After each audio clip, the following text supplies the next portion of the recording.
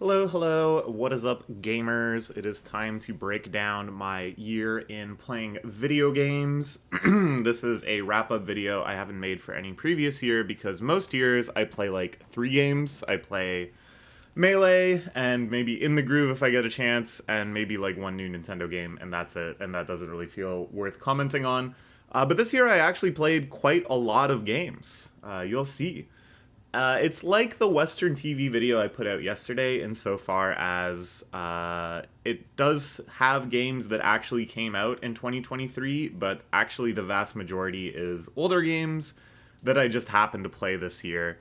I also, like the Western TV video, put them just kind of roughly in the order that I played them, but with some ratings afterwards for each game. But I found it really hard to kind of come up with a coherent rating system for just the really wide range of experiences that playing games represents. But I'll just try to explain for each number kind of what I mean by that. So let's dive in, because we got a lot to cover. Starting off with the alpha and omega of games in 2023, and really every year since 2019, Melvor Idle, the idle gamification of old school RuneScape. I am literally always playing this to some extent. I am often literally actually just sitting there and interacting with it and playing it. And sometimes, actually pretty often, I'm recording my gameplay too. You can check out it's like 130 part Let's Play series on this channel. And I don't see that changing anytime soon. I think even if they stopped putting out content, even if there was like an announcement that said there is going to be no new content for this game ever, I would probably still just keep playing it to make the numbers go up absurdly higher. Or maybe start some alternate limited accounts or try other gameplay modes. Like, I think just with what it is right now, it would satisfy me and satiate me for this type of game indefinitely. And, obviously that isn't the case, and we're going to keep getting all sorts of exciting new content. And so I think we will be hearing about Melvor Idle and watching Let's Plays of it on this channel for many, many, many years to come.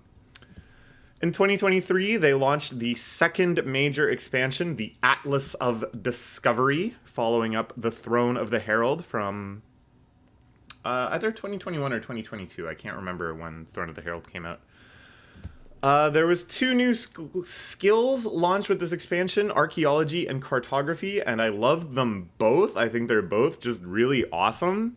I think they did an excellent job building out the flavor of this world, the history, even the geography with the first actual map of Melvor. Oh, I shouldn't say that. Actually, when the game first came out, when I was first playing it, the combat areas had this like map associated with them. But I think they realized the map wasn't really adding anything to the gameplay. Whereas here, actually exploring the map and creating it and finding new discoveries and destinations, like, I think actually really gave the world some sense of physicality and scale, and just the way they were able to build out a history where there's like a dungeon, and then you find the dungeon on the map, and then you can make a dig site out of the dungeon and find relics in the archaeology related to that dungeon. Like, it's just so cohesive, it's so rich with flavor. I was so impressed. But at the same time, there's still addictive, optimized numbers, grind sets, grind fests that we really, come to this game to play. I think the way that you level these skills and unlock new things within them is still quite unique without, kind of interfering too much with the typical gameplay loops. Like, it's still very idleable. Just kind of like preparing what you want to focus on by setting out what squares you're going to survey or which dig sites you're going to upgrade and specialize to find what size of relics. It's just like a very nicely satisfying combination of idleable, but with some planning, with some kind of constant adjustment.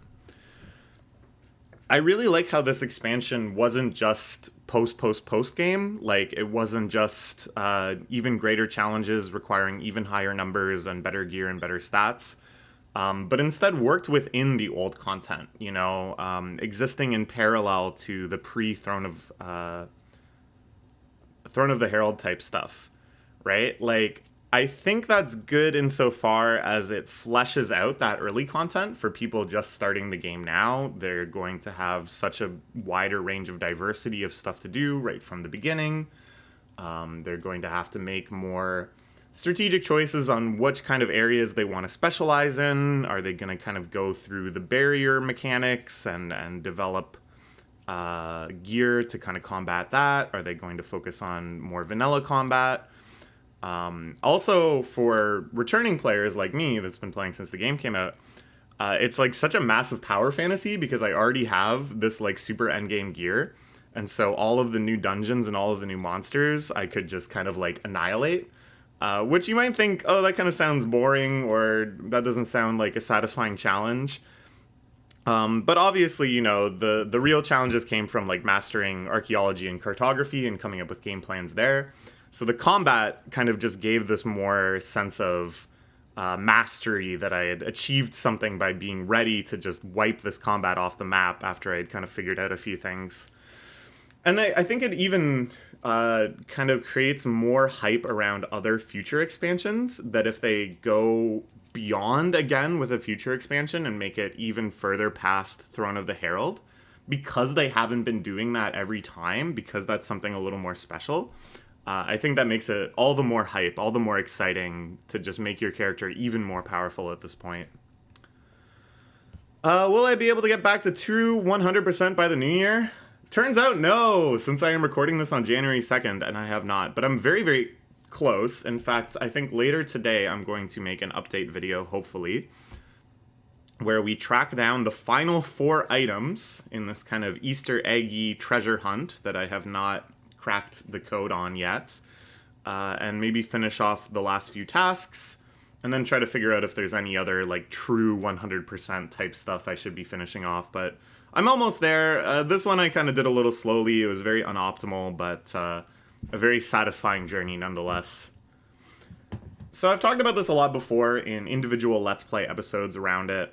To me, the real beauty of this game, and in a lot of games like this, I talked a lot about this with like Pokemon Go as well, is that it triggers something very primal in the human brain that wants to make a plan, figure out the necessary steps to achieving that plan, and then just execute on those steps in sequence until the overall goal is achieved.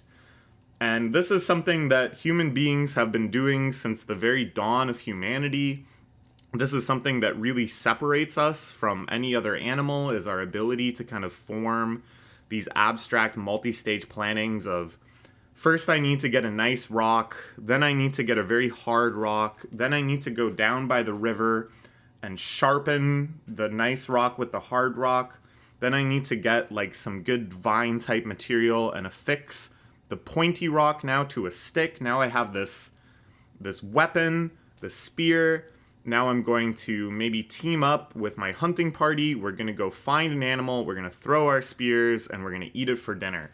And just being able to reason abstractly that all of these intermediary steps are necessary to get the food when the food isn't even, you know, visible when they're doing all of them, I really think is something that human beings crave. We crave the ability to kind of form these plans and execute on them. And in modern life, I think that's all too rare. You know? Nowadays, our interaction with the world is so alienated and so abstract that most of the goals we have are about, like, getting X amount of money to buy X thing, right? I think the only time we kind of encounter this feeling is in, like, hobbies, cooking, woodworking, crafting, little things that we do not out of necessity, but just sort of for our own enjoyment. And I think this feeling is like a critical part of that enjoyment. And I feel like these video games are some of the purest, most direct ways to like activate those parts of your brain of forming this multi-stage plan and figuring out what you need to do along the way. Yeah, I talked about it a lot in the Pokemon Go video. I talked about it many times during the Let's Play, just kind of talking about how much I'm enjoying myself because I'm able to do all this stuff. Yeah, tapping into this deep human desire that is otherwise very rarely activated to make and execute plans. I think a lot of the best and most addictive games, like old school RuneScape is another great example. Any MMO really, I think, kind of dives into this feeling to varying extents. EVE Online might be like the ultimate example based on things I've read about that game. And basically all of these games just sort of operate on a spectrum of commitment, where some of them are very, very involved and demand your focus and attention 24/7. You know, every single second that you're playing, you're supposed to be locked in, and that's the only way to make progress. Whereas this is far, far, far on the other end, where it's literally about idling. And I think that's where it meshes with my own lifestyle in terms of the time I can give a game like this and the amount of like focus and attention. This is in the sweet spot. This is exactly what I need for my own lifestyle. So here we have the lovely cartography map. I really like the art direction of this game. At first, you know, it was like very hodgepodge, a lot of kind of just randomly drawn stuff. It was pretty simple, but now it's really growing into something, I think, very unique and very charming and very much itself. I give this a 10 out of 10. I really could not be happier with this type of experience. This is a game that satisfies me on a very deep level, and I think in many ways protects my lifestyle, insofar as if I didn't have this, I would probably crave a game like this so much that I would end up playing OSRS or some MMO or something like that.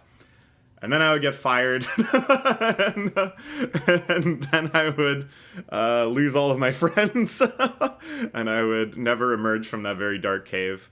So Melvor Idle is just the perfect way for me to dip my toes into that wonderful, addictive sensation. Yeah, a beautiful, beautiful game. I can't wait to see what's next. I've enjoyed this expansion pack so much. Big shout-outs to all of the devs. I hope this game is as fulfilling for you guys to make as it is for me to play. All right, moving on to Super Smash Bros. Melee, another perennial game that I play for the better part of my life now. This is year 22 of loving Melee.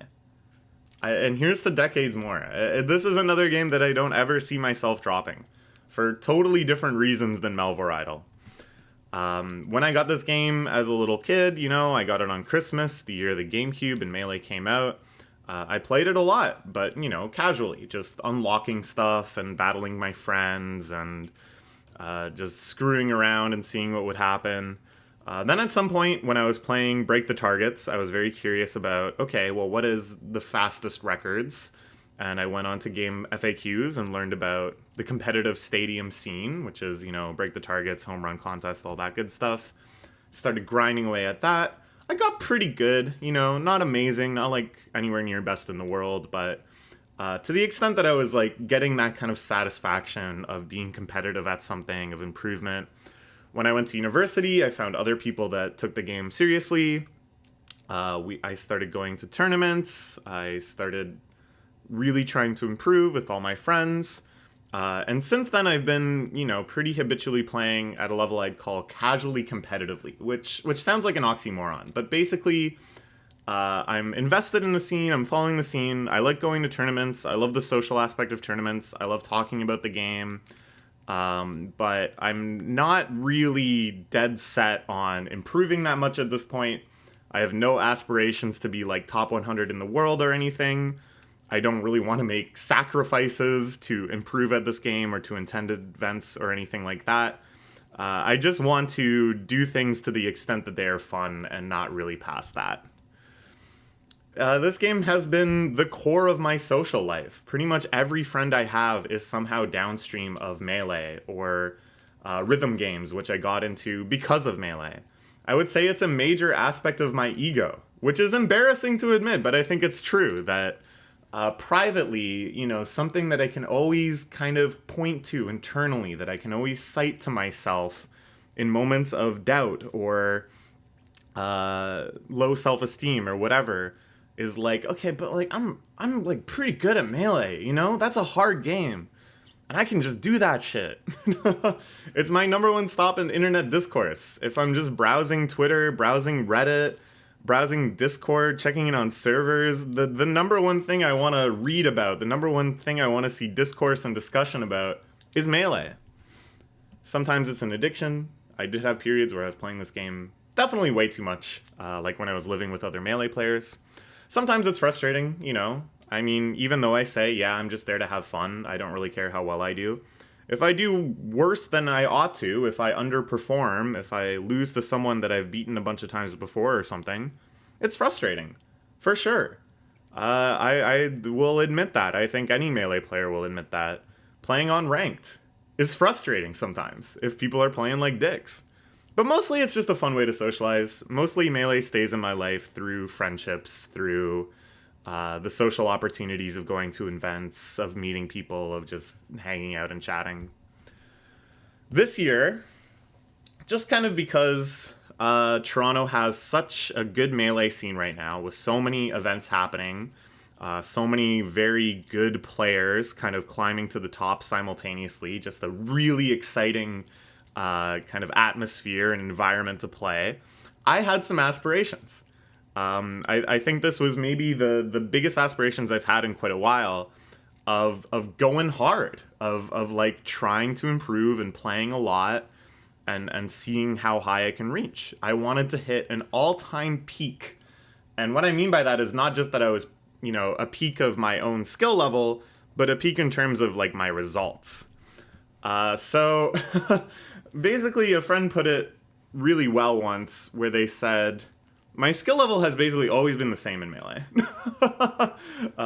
which is not really a compliment. I haven't really improved, but I haven't really gotten worse. But the scene has definitely gotten a lot better. And so my persistent skill level has just been getting relatively worse and worse and worse compared to how good everybody else is. And this is true. Way back in the day when I first started going to tournaments, I was like a power ranking honorable mention contender. I think I got honorable mention once for the Ontario power rankings. And then in other years, you know, it would be like borderline. Like if I went to enough events and stuff, there was a chance that I would get HM. which doesn't even sound that impressive, but trust me, that's pretty impressive. That's pretty good. That means I'm like within the top 15 or so players in the entire province, which is pretty nuts. Nowadays, I'm like a 2-tour, which means, I'm a Sheik main. Hehe, this little Sheik joke, because she's always going toot. Stupid. But when I go to a tournament, I'm generally expected to win 2 sets and then lose 2 sets, and then go out. Which is better than average. That puts you in kind of the top third of competitors at any given tournament. But it's not great either. Like, it's not a noteworthy player. I'm nowhere near scraping the bottom of PR. Even though, you know, like I said, I never felt like I fell off. I never really feel like rusty in this game. I always feel like I'm playing pretty good, and I'm kind of doing the things I expect to do. But that's just how the game works, dude. People are improving crazy fast these days because of online play and stuff. So basically this year, I thought, I'm going to try. That's the level of commitment I gave myself. I'll try, and I'll play as much as I want to, which sounds absurd. But basically, before, I would try to prioritize stuff higher than Melee. I would think, you know, playing ranked and grinding online and stuff. There's better things I can be doing. I should be doing chores or working on personal projects or whatever.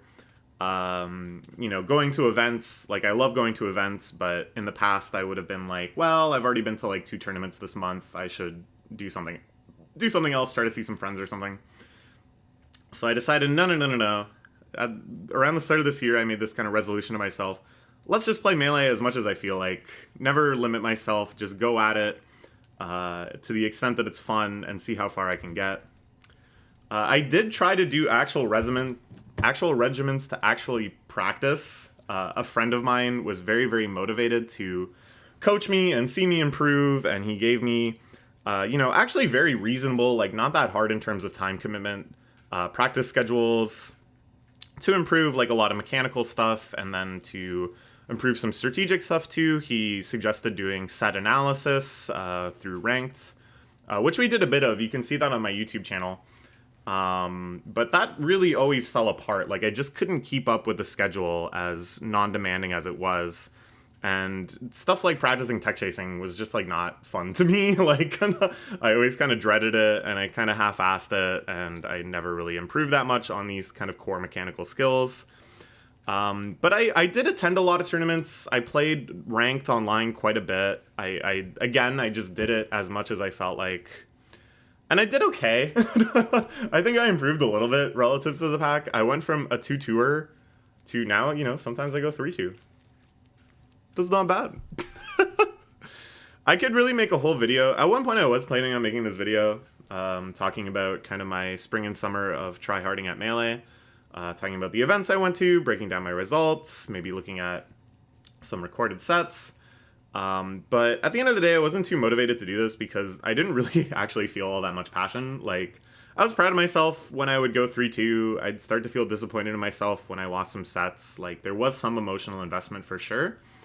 But my attitude remained. It is what it is. Like, I'm putting in the effort that I want to put in, and I'm getting the results that are, you know, the result of that, and that's just how it is. In the end, the real Melee was the friends we made along the way. You know, putting aside the game itself, putting aside my results and how I felt about it, the social experiences, the friends that I've made and reconnected with, the experiences I've had with Melee players. I like went to a wedding this summer of a woman that I met through Melee, and there was a ton of other Melee players there, and it was just a phenomenal time, and meeting top players and hearing their insights into the game, and just getting to know so many different people from so many walks of life because of this game.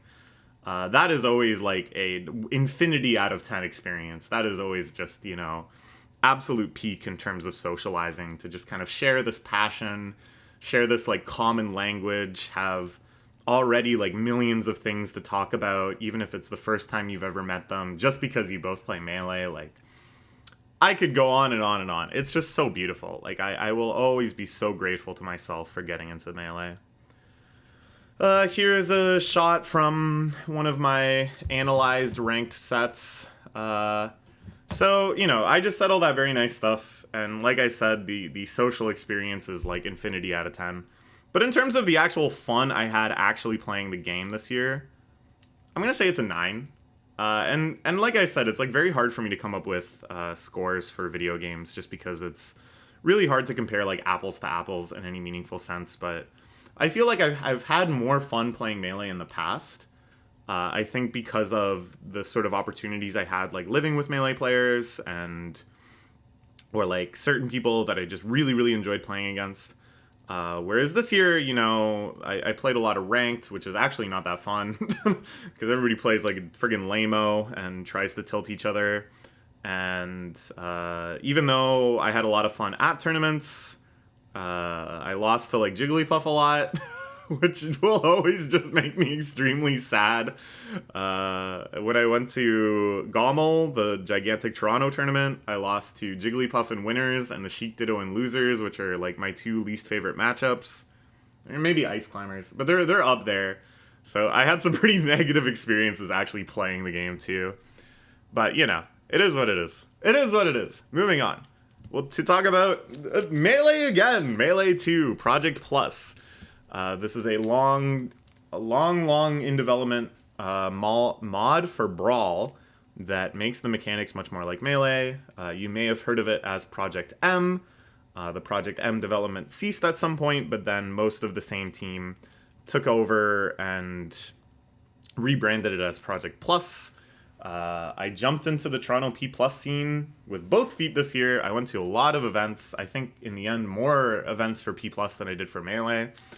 Very, very grateful that we have consistent P Plus events that get pretty good attendance.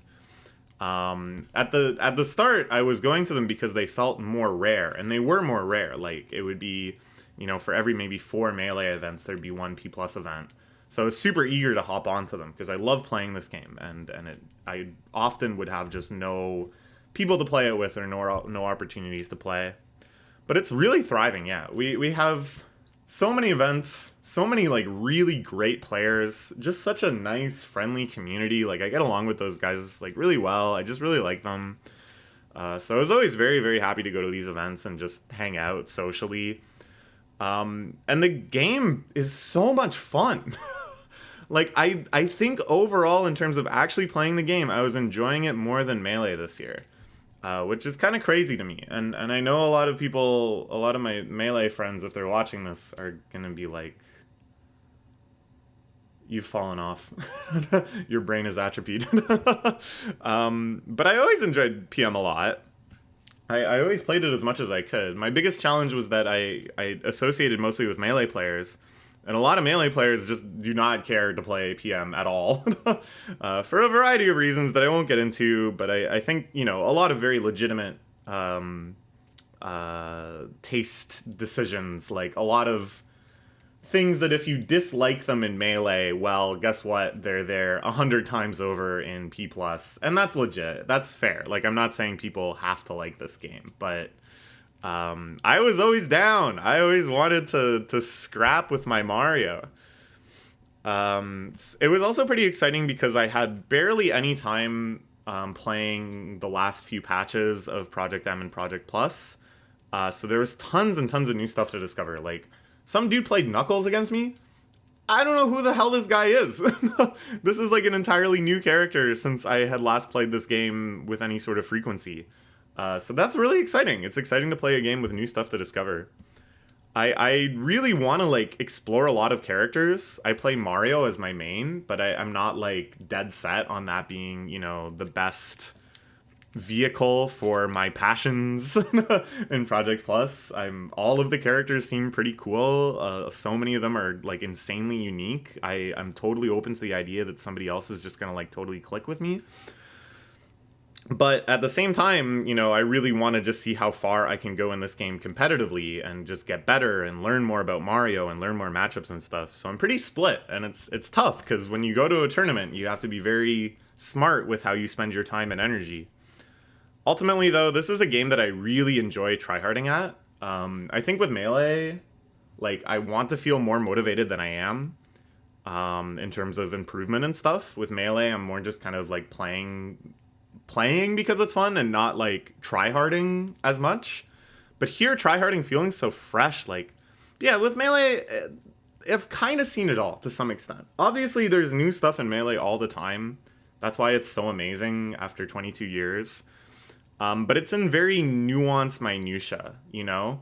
Or the novelty is in my own abilities, like the novelty of me being able to do something that I've seen other Sheik players do.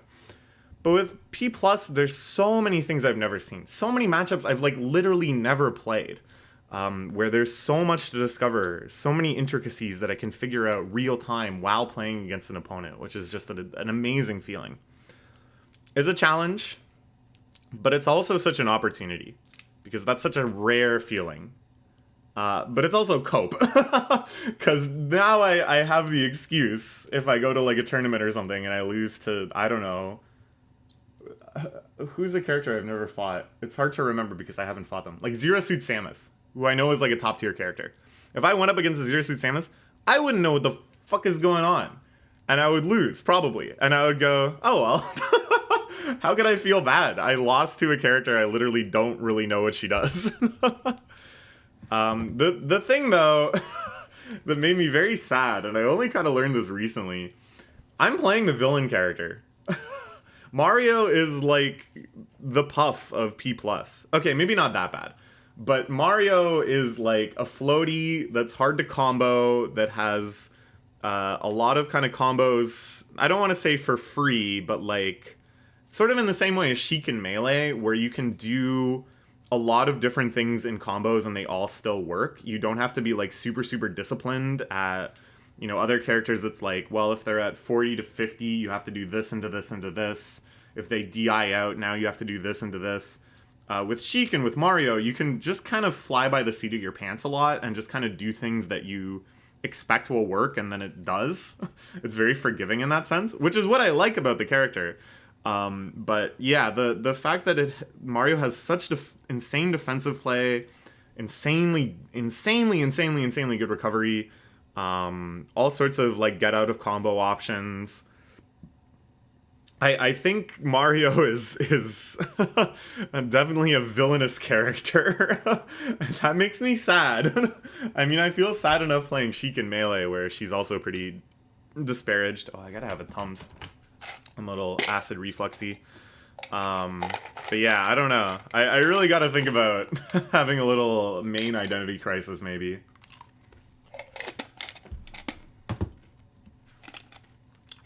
I want to go even harder on this game, though. Like I said, I want to explore so many other characters, see who clicks with me. What I really want is for the long-awaited Brawl back to be released, which is Brawl netcode with rollback. It's an active development. They want it to be as feature-rich and intuitive as Melee's Slippy, which is like one of the greatest feats in modding of all time. I don't think there's like a release date on this. I don't know when people are anticipating.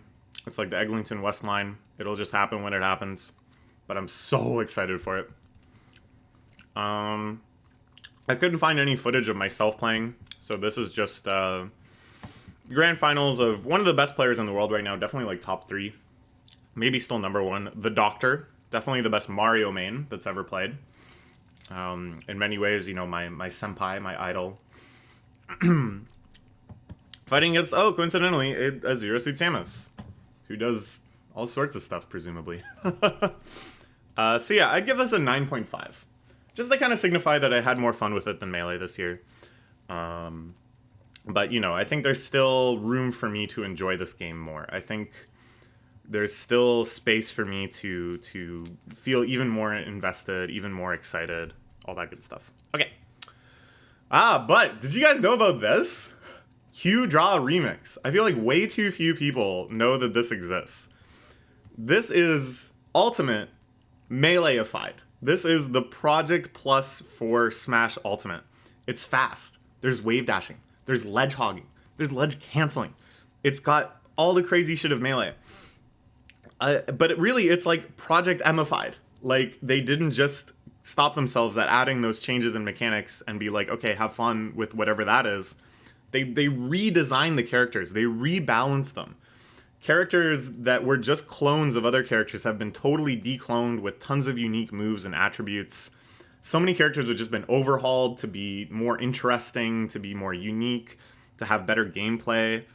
So many mechanics have been tweaked. You know, things that were added in Ultimate, like parrying, or stuff like being able to act out of air dodge, which is kind of standard for games past Melee, have been reincorporated and remixed. It's insane.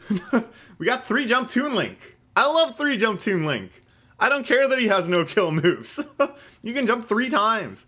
Daisy plays like Peach, but she fast falls. Have you ever even conceived of this spacey Peach hybrid? She's so much fun to play.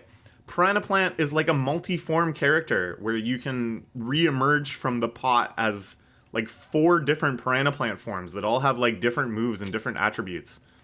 I don't even know what all else, because this game has like 80 plus characters. I don't even know how many, but I know it's at least 80. 80. It's insane. How are you supposed to... Holy shit. Like, this feels like a huge deal, because I don't know. I talked to some people about this, and I feel like the big differences are when Project M was coming out, these sorts of mods were much more rare in general. So it was just a lot more newsworthy in general that there was like a major mod happening for like a console game, a game with this kind of major fan base. Project M also focused a lot on like fan servicey stuff, you know, neat costumes and references. They made such cinematic trailers. Like, remember the Mewtwo reveal trailer? That was fucking crazy. And they spaced out their releases. Like, it was a big deal when new characters were ported into Project M. They started with just 14 characters in the first demo. And then it was like a huge deal when it's like, yeah, Samus is coming back to Project M and she has all this crazy stuff. Here they just came flying out of the gate with every character overhauled. 80 plus characters. And I think it's like too much to even think about, such that it hasn't had the same, like, runaway freight train of hype that Project M had when it was first releasing. This is insane to me. Like, I really can't overstate how mind-blowing it is that this game exists and that people aren't just, like, constantly talking about it. This game gave me some experiences playing in tournaments that I never imagined I would ever have. For example, I won a tournament game in a tournament set using a character I had never played before. I had never once selected. Which is, I'm not trying to, like, knock the other person or anything either. It's just, like, this is how new everything in this game is. That I had been playing Young Link, and then someone told me, oh, Toon Link is pretty cool too. He jumps 3 times. So I lost game 1 with Young Link, and then I was like, alright, screw it, I'll try Toon Link, who plays pretty differently in general. And then I won the game with Toon Link, and I was like, that'll never ever happen again. And in my entire life, winning a game with a character I'd never played before. Or losing against a character that I completely forgot was even a character. Like, seeing them select someone, and then they spawn in, and I'm like, I don't know who that is. I did not even comprehend that they're in this game. I think even if I entered every single event I could until a year from now, I went to every HDR tournament, I would still be fighting new guys. I would still show up round 1 winners and play against fucking Terry and be like, who is this guy again? Oh, it's the Fatal Fate guy. I'm losing. Could I ever really try hard at this game, like, realistically? Like, thinking about everything I just said. Because, first off, I have no way of playing this besides going to events. I have no home setup for HDR.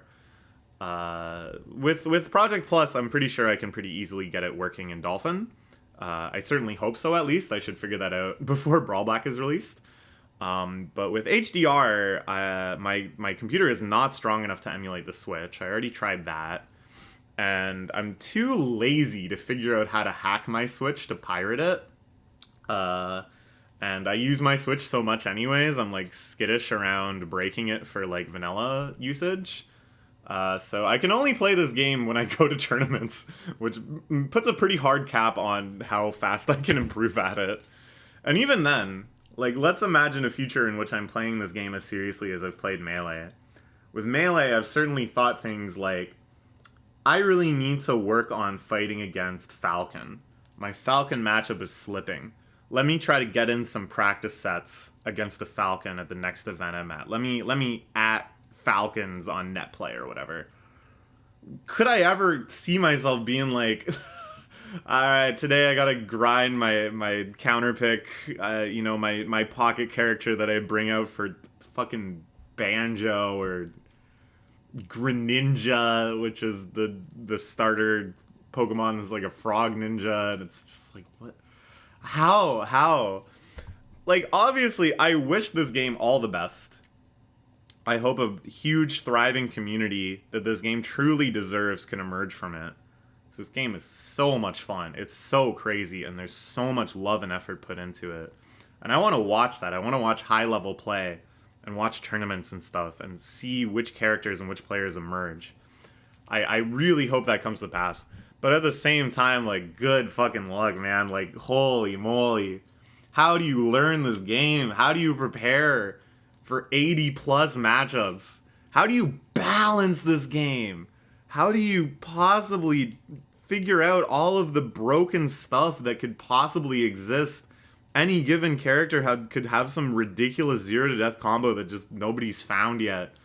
How do you possibly account for all that stuff?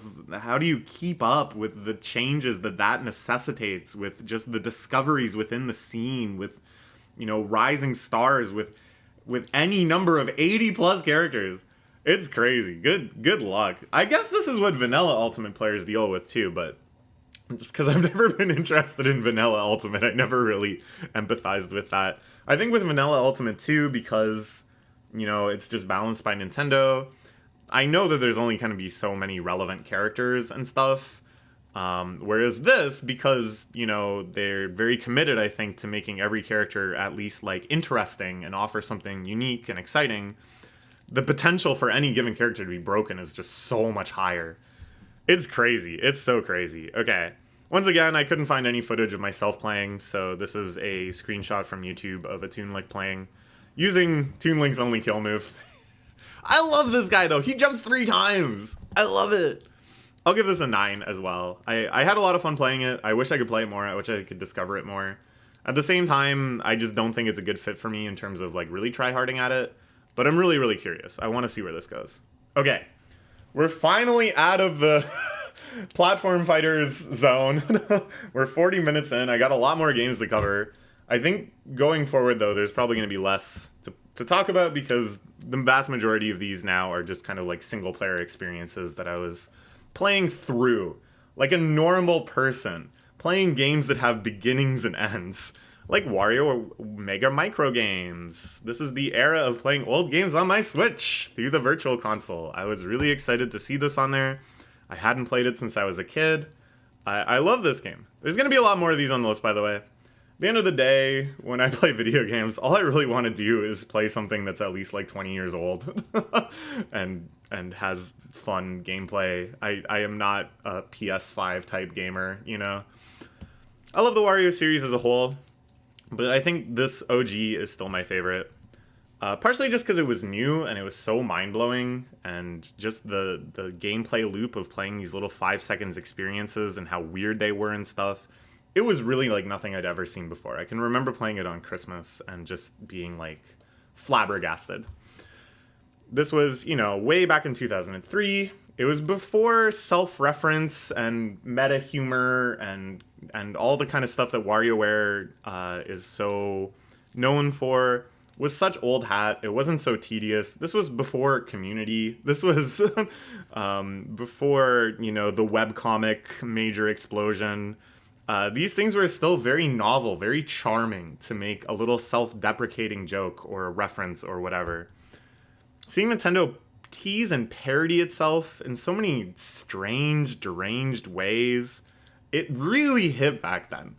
And even playing it now, I really appreciate just so many little jokes and stuff. Honestly, I think my favorite, and not that this one is like uproariously funny, but there's one microgame where you're playing as Wario, and it's like the Super Mario Land graphics, and your objective is to knock a mushroom out of the block and get to the mushroom before Mario does. And it's just this little tiny bit of cruelty towards Mario that so well represents Wario's character. But it's such like a nice little twist on the gameplay. Like it's a challenge that never existed in any actual real Mario game. I don't know, just stuff like that. It's just so charming. It's just slight cleverness, not obnoxious cleverness, but just, it's so good. I think this is also the most playable of the WarioWare series. All of the gimmicks of the later ones, I think, are actually like a lot of fun. Touchscreen, microphone, spinning, Wii remotes, all that stuff is great. But this one is so pure insofar as it's just buttons and D-pad, right? It's so easy to just kick back and play it. And you really feel like you're good at it, too. The later games, I think, they're so gimmicky, and the challenge is mostly around, like, executing the motion control or whatever very quickly. But here, every game is so simple and execution-driven. It's more about, like, timing a button press or mashing or executing, like, a small sequence of presses or whatever. And it's like the skill cap feels very, very high. Like you can do those things so quickly with such a high APM. And the GBA graphics made the aesthetic variety like really charming because it is such a rich variety, but it all feels so gamey. Like it all feels like excerpts from real old games about whatever, rather than just kind of like a myriad of aesthetics about whatever. I don't know if I explained that very well, but yeah, just kind of really keeping it in the space of hypothetical video games, I think is really, really charming.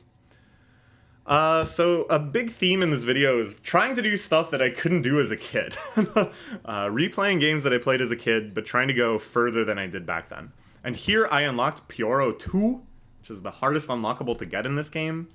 It's a super 100% bonus challenge where you have to play every single microgame in isolation and clear thresholds for them. So many game completions before you run out of lives.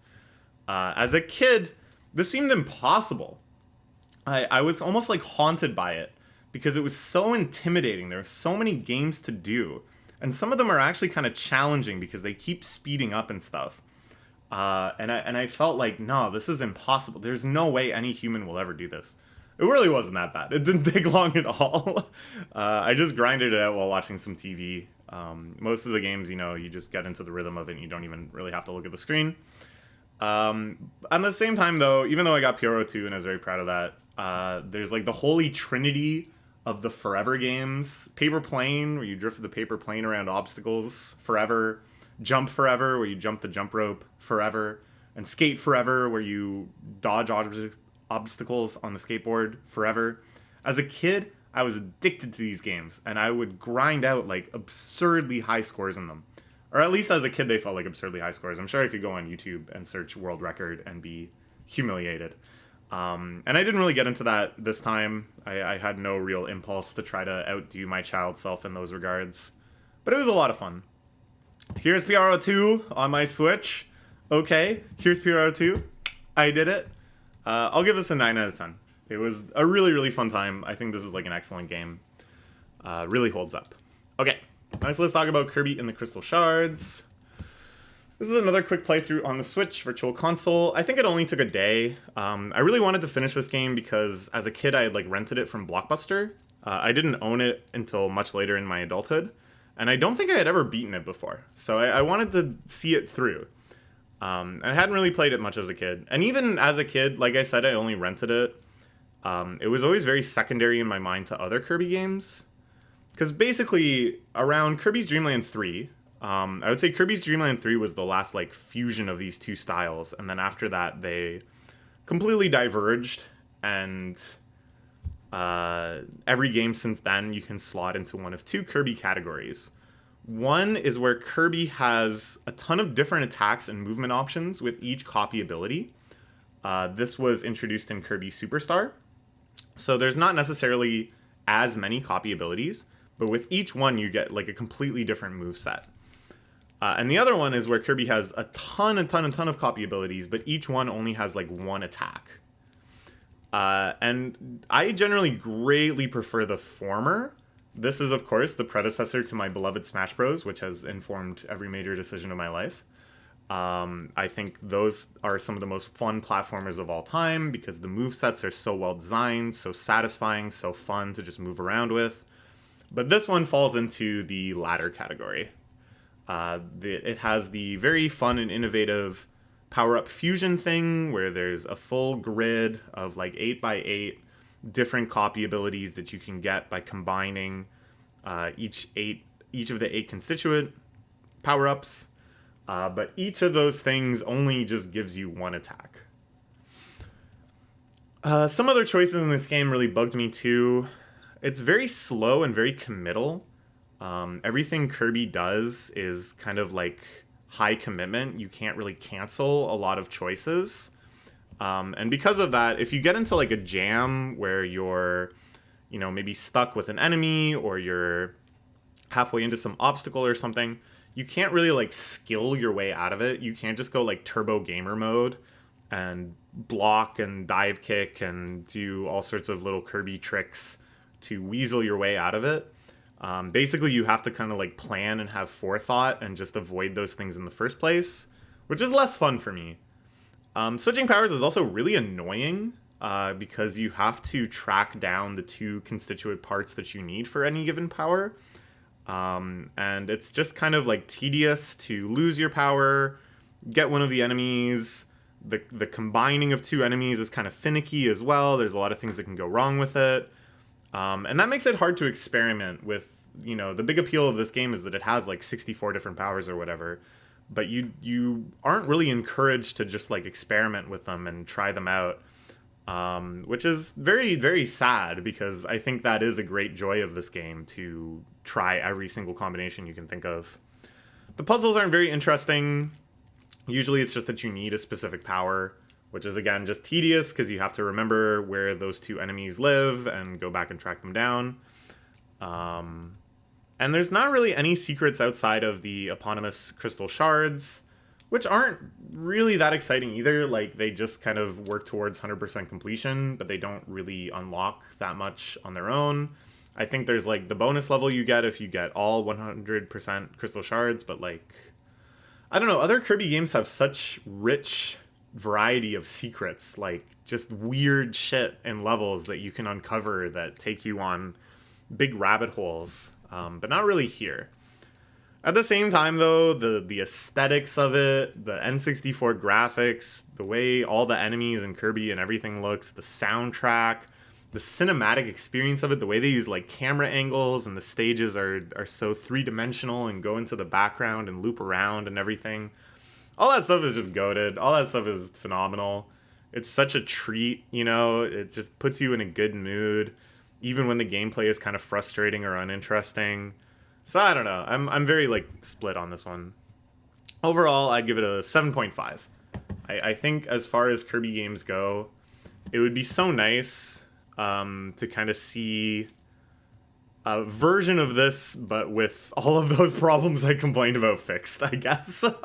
Like, you can easily switch powers, and the powers are more interesting, but still the same great graphics and the same power fusion and stuff. If that impossible game existed, I would love it. Alright, moving on to the Minish Cap. This one I didn't actually play as a kid, although I'd always been interested in it. It got really, really good reviews when it came out. But at the time, I was very focused on the 3D Zeldas. I was huge into Ocarina of Time, Majora's Mask, Wind Waker. Like, those were some of the major defining games of my childhood. And the 2D Zeldas were just okay to me. Like, I didn't get as obsessed with them. I didn't anticipate them so highly. But playing this is one of my favorite 2D Zeldas yet. So basically, what have I played? Link to the Past, Link Between Worlds, and this. Is that it? No, Link's Awakening. I've played Link's Awakening too. But I haven't played, like, the Oracle games. I haven't played the NES one or Zelda 2. So I didn't have a whole ton to compare this to, but I really had a great time with it, and it made me more interested in 2D Zeldas in general. The graphics were super charming, immersive, atmospheric, this really fun, lively, cartoony animation. The items were fun to use. They were pretty versatile, too. There was a lot of kind of creative situations where you'd realize you needed a tool from a previous dungeon or whatever. A lot of them just made moving around more fun, which I love, like between items and different techniques that you learn from dojos throughout the game. The way you transverse the map completely changes throughout the game, which to me is, like, very, very satisfying. The shrinking and growing gimmick is super cute. But it's not overdone. They don't make it, like, the core of every single puzzle, every single new environment, because I think that would end up being pretty tedious. But instead, it's used in very, like, charming moments, very creative and unexpected moments. The dungeons were very unique in their setting and puzzles. Each one was very different from one another. Just their layouts and their aesthetics and kind of the core puzzles that you use to move around them. They're all very satisfying to complete, but not that hard. And probably my favorite, with Zelda in general, but with this game, it really stood out to me. Just the between dungeon side quests, the things you do to open up the next dungeon, kind of the way you start from scratch each time, just exploring and hearing rumors and trying to figure out where to go next. The town in the middle was so lively. There were so many characters, so many things happening. I love the way the world map just opens up more and more. This is one of my favorite parts of Zelda, like, period. You get an item from a dungeon, you come back out to the world map, and you're like, oh man, I can do this now, I can do that now. This is open to me. Where does this go? Oh shit, a piece of heart. Oh shit, another kinstone. The kinstone stuff I thought was great. Like, what a fantastic mechanic. It just makes you more interested in all the NPCs. It's like a collectible that's very satisfying to find. Even though you end up with way, way, way more of them than you'll ever need. It just makes you feel like so much more immersed in the world. So many just weirdos scattered everywhere that I was so charmed by, so delighted to interact with. Really everything I could possibly want from a game like this. I had a lovely time. But I have some complaints. And these are like hyper nerdy complaints. But it really bugged me, these little things that they screwed up. First off, 100%ing this game is stupid annoying because of the stupid ass all figurines heart piece. There's something in this game that I love in Zelda games that was first introduced in Wind Waker and has shown up here and there in the series since then, where you can make little figurines of like every NPC, every enemy, through kind of like a side quest minigame type thing. And it's usually pretty tedious. It's usually just like super max completion requirements, and you don't really feel compelled to do it. But here, they lock a freaking heart piece behind it, so you can't even get maximum hearts without getting every single figurine, which takes a long ass time. And then the way that you get the figurines is just the most tedious grinding imaginable. Grinding and like menuing and just repeating dialogue over and over again. Like, I don't know, like, in other games on this list I'll complain that stuff has too much quality of life, that things are made too smooth and too easy, but this is a case where they could have made it a little nicer. Yeah, you can watch a whole video about it. If you YouTube search the worst heart piece of all time or something like that, you'll see someone complain about it even more than me. But I was still gonna do it because I had had such a fun time with this game and I wanted to 100% it. So I was going to do it, and then I found out, when I was kind of just researching other stuff about the game, that I had already perma-missed something. And not just a little thing either, but the frickin' light arrows. You can permanently miss getting the light arrows, which, you know, to be fair, aren't necessary for anything in the game. But they're cool! They're always just this sick, nasty weapon that's super exciting to get in any Zelda game.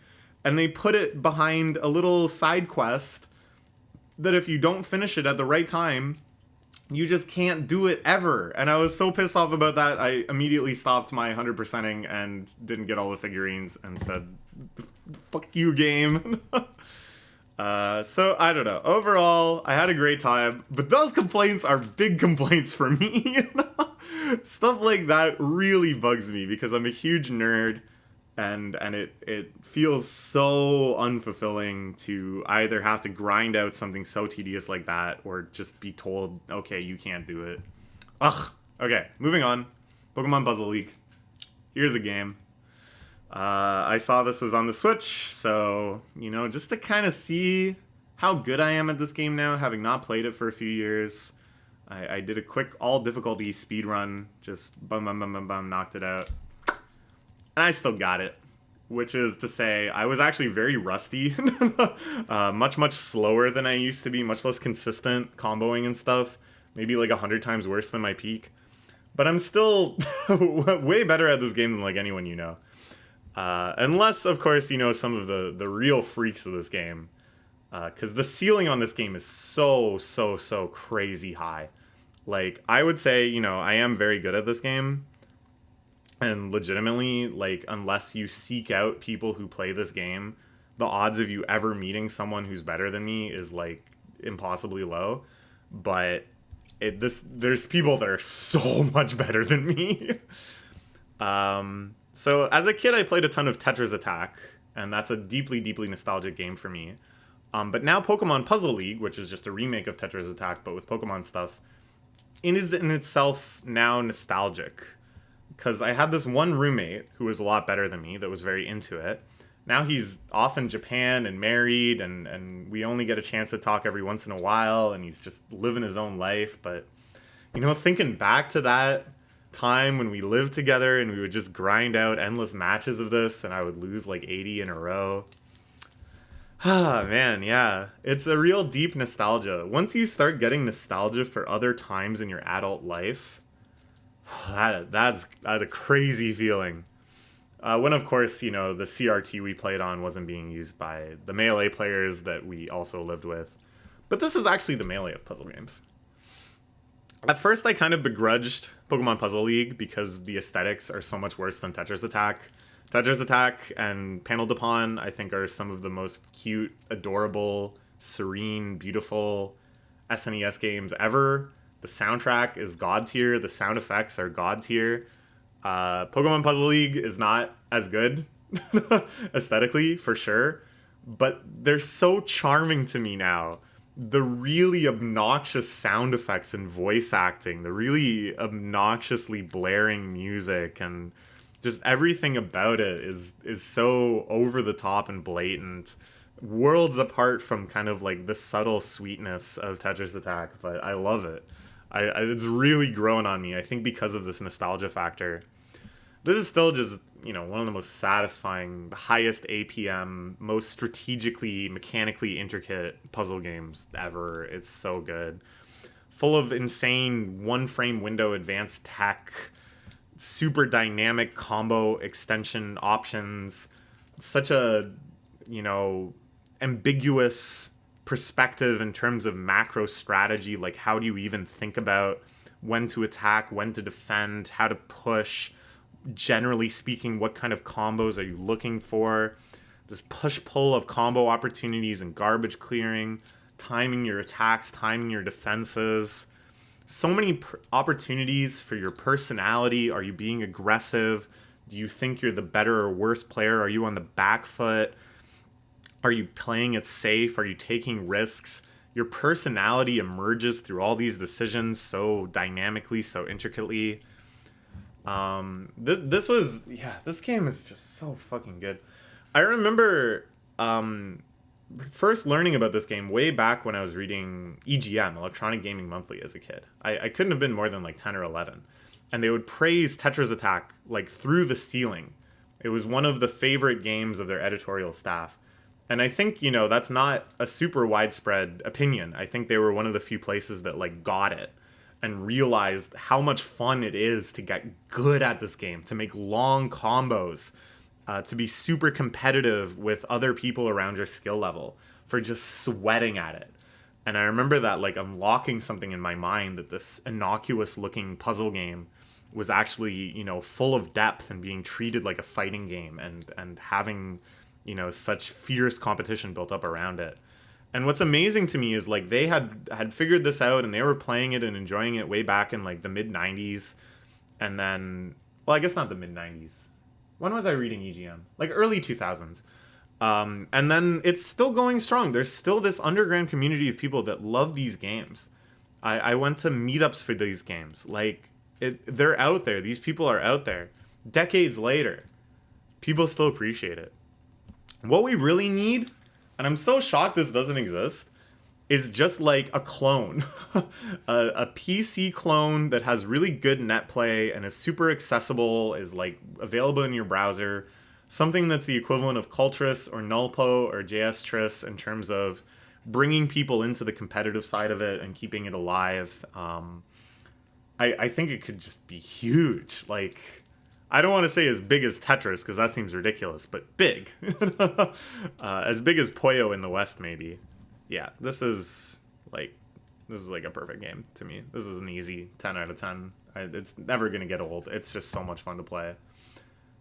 Even though I suck at it, it's still super satisfying. It's one of those games that no matter how good or bad you are, if you do stuff that is like at the limits of your skill, if you make the longest combo that you personally can make, and then manage to eke out one more chain in it or something, if you manage to repel a super crazy garbage attack that before would have killed you, just that feeling of pushing your limits, so satisfying.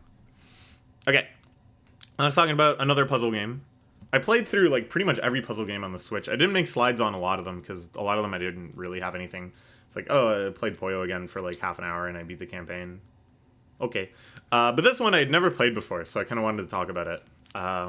The Japanese SNES version is available on the Switch Virtual Console, which I think is very cool for Nintendo to put some Japanese-only games on the Virtual Console. They don't bother translating them, which is fine, but it's good Japanese Renshu for me, because in the story mode, all the Kirby enemies, once you beat them, will just like say short little sentences full of onomatopoeias, and I'm like, what are you saying? What's this mean? Also, before I played campaign, I played the endless mode for like an hour. It was very hypnotic. I just sank into it, kind of figuring out the mechanics and stuff. And then eventually I realized, oh, this is just like a very easy game. I am not going to die unless I like deliberately try to die. This is like the easiest puzzle game I've ever played. Like, it's a world apart from Puzzle League, insofar as you can just kind of get away with anything. It's just every mechanic exists to make it easier to combo. Like, most puzzle games put so many like restrictions and tight timing windows and high APM checks in order to execute their most difficult combos. You have to have planning and foresight. There's so many ways to get punished. No, not in this game. In this game, it's so simple to combo, and then they add more mechanics to make your combos even longer. I would just get as greedy as I possibly could over and over and over again just to see how big a combo I could make. And I never really got punished for it. Like, there was never any sense of, oh, I don't know if I can manage this thing that I've created. No, you just kind of keep adding to it in the most, like, straightforward way you can think of, and it works. But there's nothing wrong with that. And it was, like, very satisfying still. And you would think, you know, that would, like, diminish the satisfaction. And maybe a bit it does, but just seeing big combo numbers pop up and watching it execute and cascade down again and again, it still feels good, dude. It feels so good. It fits the Kirby aesthetics very well to have this nice, simple, cute puzzle game. Whereas something like Tetris Attack is like an absurd contrast because it's all like, ook, ook, I'm a cute monkey. Let's listen to this nice jungle ambience music. And everyone's just like 500 APM cranking out combos, sweat like pouring down their faces. No. This is a cute game with cute mechanics. And it was a nice change of pace, because I think I played this right after Pokemon Puzzle League, and I was like, wow, I'm just chilling. I'm curious if this game, if anyone has actually like competed in this game, PvP. If it exists, what does that look like? Because being mechanically easy doesn't preclude PvP depth, obviously. But at the same time, it could. And, you know, not every game needs to have competitive depth and a high skill ceiling.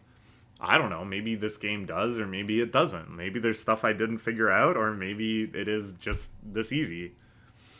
But yeah, I don't know. It's like hard to imagine because it is very slow. Like, your max APM is very low, and it's very hard to punish people being greedy, because, you know, if you look like you're about to get punished, you can just execute your chain instantly, pretty much, like on your next play. It's not like Puyo, where you can be in a kind of half-built situation and not be able to react to an attack. It's pretty easy to just not make errors, because it's just so straightforward. But I don't know. I shouldn't underestimate it. I would be very, very excited and happy if I'm so wrong about all this stuff and there's like intricacies and strategies that I just didn't imagine. But yeah, it was a lot of fun. So cute. Here's your guys. I'll give this an 8 out of 10. I didn't really explain how it worked, huh? Like the actual mechanics and stuff. It's like, just play it. Or watch like a video of people playing it and you'll figure out what's going on pretty quick. Okay, Mario Kart 8 Deluxe. The final 3 waves of the course expansion pack, adding 6 new cups of 24 courses, came out in 2023, bringing the game to a final ultimate total of 96 tracks. That's so insane. I really wish that they would do a super bonus cup as a surprise right at the end, to make it an even 100. Wouldn't that be so satisfying? But, you know, whatever. Still one of the most incredible DLC deals in gaming history. I know some people disparage it and be like, well, these are just ports from Mario Kart Tour. I don't care. I'm not playing it and going, oh, well, I already played this on Mario Kart Tour. A, because I don't play Mario Kart Tour, and B, because the joy is playing it with the Mario Kart 8 Deluxe mechanics and being able to express those mechanics and skills and challenges and new courses. That's always good. I've been doing this with Mario Kart 8 since it came out. that I try to get 3 stars on 200cc, where you have to finish first in all 4 races. It's not that hard. Like, 200cc takes a little bit to get used to. It's very different than normal Mario Kart. But it's like a doable challenge. It didn't really take me that long, but it usually does take a couple tries. So it's nice. It's in a sweet spot, I think, for challenges. I kind of want to keep going and do 150cc and Mir, or maybe beat all the staff ghosts in time trial mode. I think that would be a lot of fun, but it's not like super high priority to me. I already did, I think, the most fun challenge in the game. I also played online a few times, just kind of randomly. I felt in the mood to play some Mario Kart. But this was before they nerfed bagging. If you don't know what bagging is, it's short for sandbagging. And it's basically you deliberately hang back and keep yourself in a low position such that you get stronger items. And basically the math is that if you get a good item, like a gold mushroom, a bullet bill, a lightning bolt, whatever, that will make up for hanging back a bit, and you'll like get better. So this was very, very popular online before they nerfed it in the latest patch to make it, you know, a lot less consistent and a lot less cheesable. And it was pretty annoying to race against, I'll be honest, because you think you're doing great and you're way out ahead of the pack, and there's maybe only like 2 or 3 people even close to you.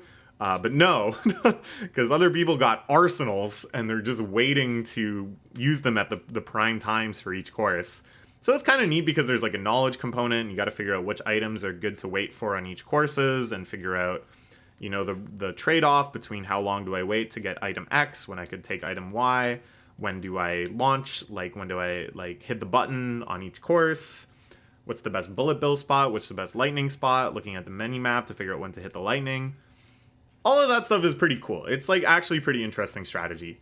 But as someone who like didn't know any of that stuff and wasn't interested in learning and just wanted to like race normally, it's basically like you're racing and then the fucking nuclear apocalypse happens and you're like blue shell, blue shell.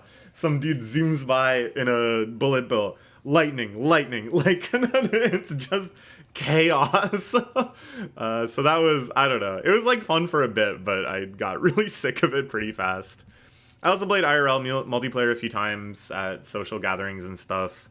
Again, this is one of those games where I'm like quite good. I'm not, you know, at the level of actually good competitive players, but I'm like 1,000 times better than any given normie.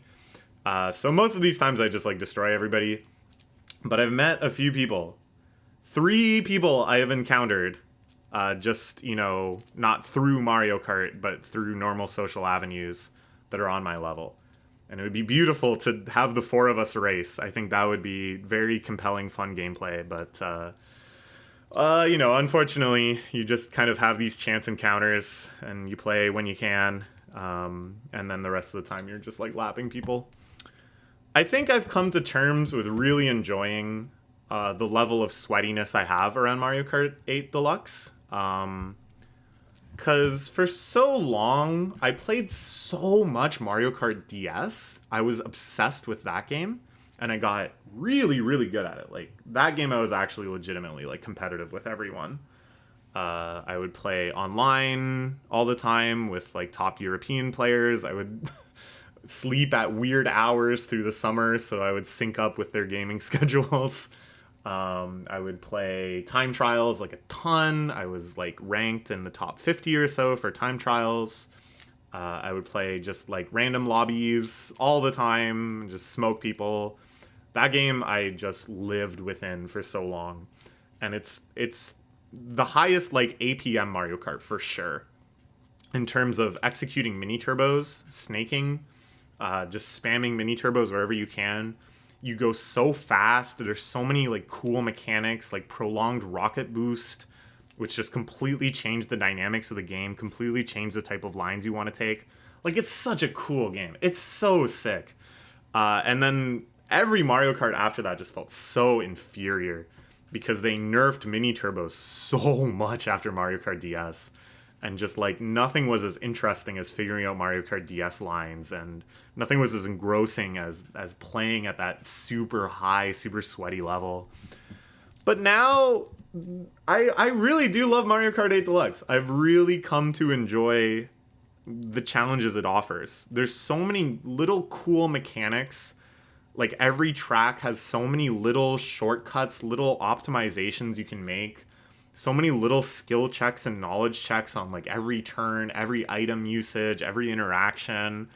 It's really fun. Like it's really engaging. There's always something you're thinking about, always something that you feel like you can improve the next time you do that lap. And just lap by lap, like slightly optimizing each time. And I think it's something where it's because I'm not tryharding it as much. It's because I don't have these courses like super hyper memorized, and all these mechanics aren't like trivial to me yet. I'm still trying to figure out, oh, this is a jump where I want to trick. This is a jump where I don't want to trick. This is a corner I can cut. This is a corner that's too slow to cut. Like making that heuristic judgment bit by bit and not just knowing all that stuff is really fun, really satisfying. And the track designs are so godly. Dude, the Yoshi's Island track, I like wanted to weep. It's just so beautiful. It's like one of my favorite games of all time. Just so lovelily expressed in a race course with beautiful graphics. It's amazing. Okay. Here is all my 200cc cups. 3-star. Baby. It's not really that brag worthy of an achievement, but you know, it's what I did. I'll give this a 9.5.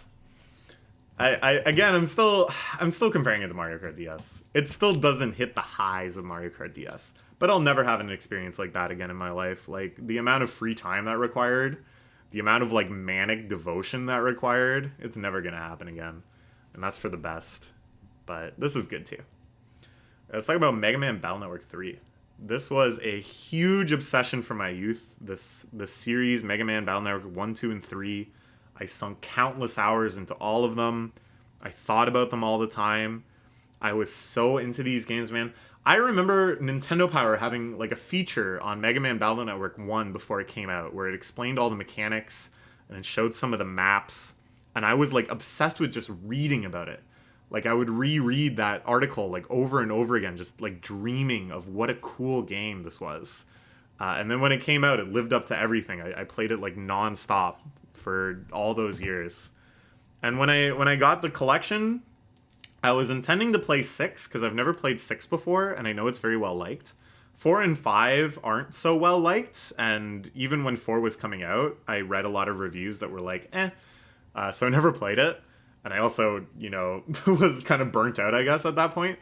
But, you know, so I wanted to play 6. I was like, well, let's just do a quick like playthrough of Battle Network 3, just kind of for nostalgia, just to kind of get back into the mood, because I know I love it so much. And it totally took over my life. I got so addicted to it again. I got so obsessed again. I got so into just thinking about it and trying to design good folders and combos and memorizing all these maps, and it just completely launched me back into my childhood. This is just a perfectly designed game to me. When I was talking about, you know, way back an hour ago when we were talking about Melvor Idle and just kind of the satisfaction of playing like MMOs and stuff, this game overwhelms me with that sensation to a scary extent. There's so many things to collect, so many things you can grind, so many different dimensions of things you can improve at by grinding. Then so many different dimensions you can improve at just by getting better at the mechanics of the game, getting better at the combat system. So many secrets to uncover. Like, everything is just 8 layers of secrets that you learn about one thing, but it turns out there's a variant where you can do this other thing, and then if you unlock this, it gives you this other thing, and then you gotta go find the old man who's standing behind a pole because he'll give you an item that lets you do this whole other thing. It's just, every little system in this game is so intricate. And the amount of content is just mind-boggling. Everything has these additional layers. There's so many unlockables within unlockables. And then the post-game is staggering. Like, this comes from an era where they were deranged about post-games, where they expected gamers to finish the main quest, beat the final boss, be told, that's it, the story's over, and then go, okay, but what if I want to play for like another 80 hours? You got something for me? And this game does. There's so much post-game shit. It's insane. This is the stuff that everyone praises about these games, and a lot of people have tried to emulate it. A lot of people have tried to make a Battle Network successor that captures the spirit, that captures these sorts of mechanics, and to varying extents. I don't know. I haven't really played many of them, so I shouldn't offer any kind of like cohesive opinion. But this is kind of like the mentality I see from a lot of people, because this is the stuff that is really lovable about this game. Some of these spiritual successors just try to perfect the combat, you know, making it tighter, making it more mechanically interesting. And that's understandable because the battle systems in these games are absolutely kick-ass and so full of potential. Like, you can come up with like thousands and thousands of interesting designs for chips, for other mechanics, for how the strategy. It's like telling, you know, that there's still a competitive scene around this game. It's not huge, but people are still competing in the Battle Network series, just because it has that much potential and depth. But no other Battle Network like has captured like the charm of this game, the charm of the story, of the settings. It's so mundane, you know. It's just kind of like Japanese school adventures. You go on field trips. Then it gets so crazy. You're like saving the world. You're saving the internet. The settings are so charming, though. You know, like whether it's exploring the zoo or the beach or a castle or whatever, like it's just so cute. And I feel like we'll talk about this with a few games, but this has the perfect level of quality of life in that a lot of the quests, some of the main story quests and then a lot of the side quests just involve like running around, finding stuff and then bringing them to specific NPCs, sorry. And it just makes you feel so ingrained and immersed. You start to know the world like the back of your hand. You know where like all these specific NPCs are because you've had to use them for various little quests and stuff. Stuff like, you know, there's like chip traders where you put in your bulk battle chips to get a random new one. And you end up using these a lot if you're trying to like 100% the game.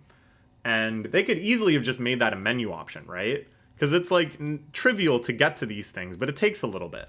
So I think the modern design sensibility is, well, why not just make that a menu option instead of making you get on the subway, go to the TV station, take the elevator up to the second floor of the TV station, and go to the chip trader. But I think losing that quality of life, making it a little tedious each time, makes it so much more like satisfying, so much more like, I don't know, a feeling of like realness. It enhances that feeling of like planning and execution, that you kind of have these feelings of like, oh, well, I can make a quick trip to the chip trader because I got a lot of bulk chips. And then I still got to like get all the Mistman chips so I could hop into the computer there in the arena and battle Mistman a bit while I'm there. Just that kind of feeling of like, while I'm there. And what else do I need to do in that area? Yeah, before I take the subway back, I should try to find like that last plant chip in the hospital computer. Like, it's so good, dude. And then the absolute keynote, the absolute peak of these games that I don't think any other game has had this exact sort of sensation, where there's like little secret spots that you can jack in and access like just a little bonus room in the internet. And they're just scattered around the world map in like very strange, funny locations sometimes. Finding one of those, realizing that there's like rare viruses in there that give like drops that you haven't gotten yet, or that you had to like look really hard for to spawn in like a different area, but they just spawn all the time here. So maybe there's a stat upgrade item, like a max HP increase item. That's just Kino, dude. That just, it feels so good. Okay, but even though I got addicted, even though I played this game for like 50 or 60 hours over the course of a couple weeks after I got it, which is a lot for me, I still had to tap out.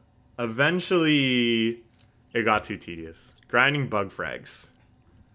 So I got up to 2 stars. This game uses like a save file completion system where each major achievement you do, you get another star on your save file.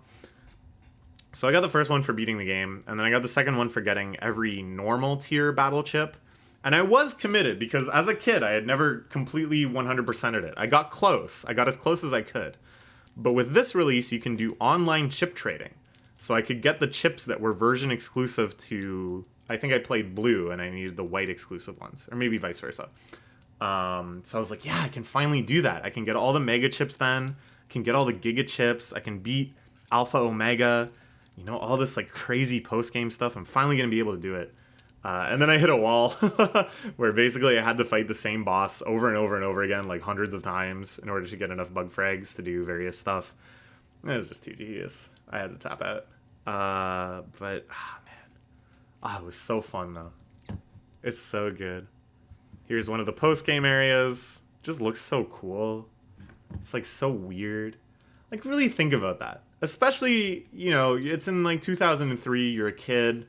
You don't have just an entire internet's worth of information. You don't have YouTube. You can't just see this on YouTube. You beat the whole game. You beat the final boss. But you know there's still so much stuff unexplained. And you start just kind of poking around again. And then you stumble into this area that looks like this. Which is totally different from the rest of the game. And it has this eerie, serene music. And it's called Secret Area. And you're like, what the hell? And then you find out this has like 4 additional brand new bosses. And like brand new mechanics. And tons of new enemies and power-ups and chips. And it's just like, is this a whole other game? Like, what's happening? It's so amazing. This is a 10 out of 10 for sure. Okay. Moving along, let's talk about Jstris. Some Melee server people, the Toronto Melee server people, they started playing Tetris. They started playing Jstris, which is like the most popular browser-based Tetris clone. It's really, really good. Like, quality of life features, mechanically. It's everything you could ask for. So I was like, okay, that's cool. I've never really played Jstris before. I'll try picking it up again. I played some multiplayer with them. I played some multiplayer with, like, randos. And then because I was feeling particularly masochistic, I decided to grind Sprint, which is just clearing 40 lines as quickly as possible. Historically, I had played a ton of Null Pomino, which was a previous Tetris clone. I played 40 line in that until I got sub 40 seconds, which is a pretty big milestone. It means that you're clearing a line per second, which is really good. Like, that's, you know, exceedingly, insanely better than any normie Tetris player, but I think the world record is like 14 seconds now. Like, it's not actually that good. It's in that spot again where I'm like infinitely better than any normie, but, you know, infinitely worse than any actual top-level competitive player. Played a ton of Tetris DS, Tetris Party Deluxe, which is another DS game. I played a lot of Cultris 2 competitively, and then the single-player challenges. I played a lot of Puyo Puyo Tetris. Even recently, I was playing it with folks. I love Tetris. I've played, you know, a lot of Tetris over the years in various formats. And yeah, I was pretty good.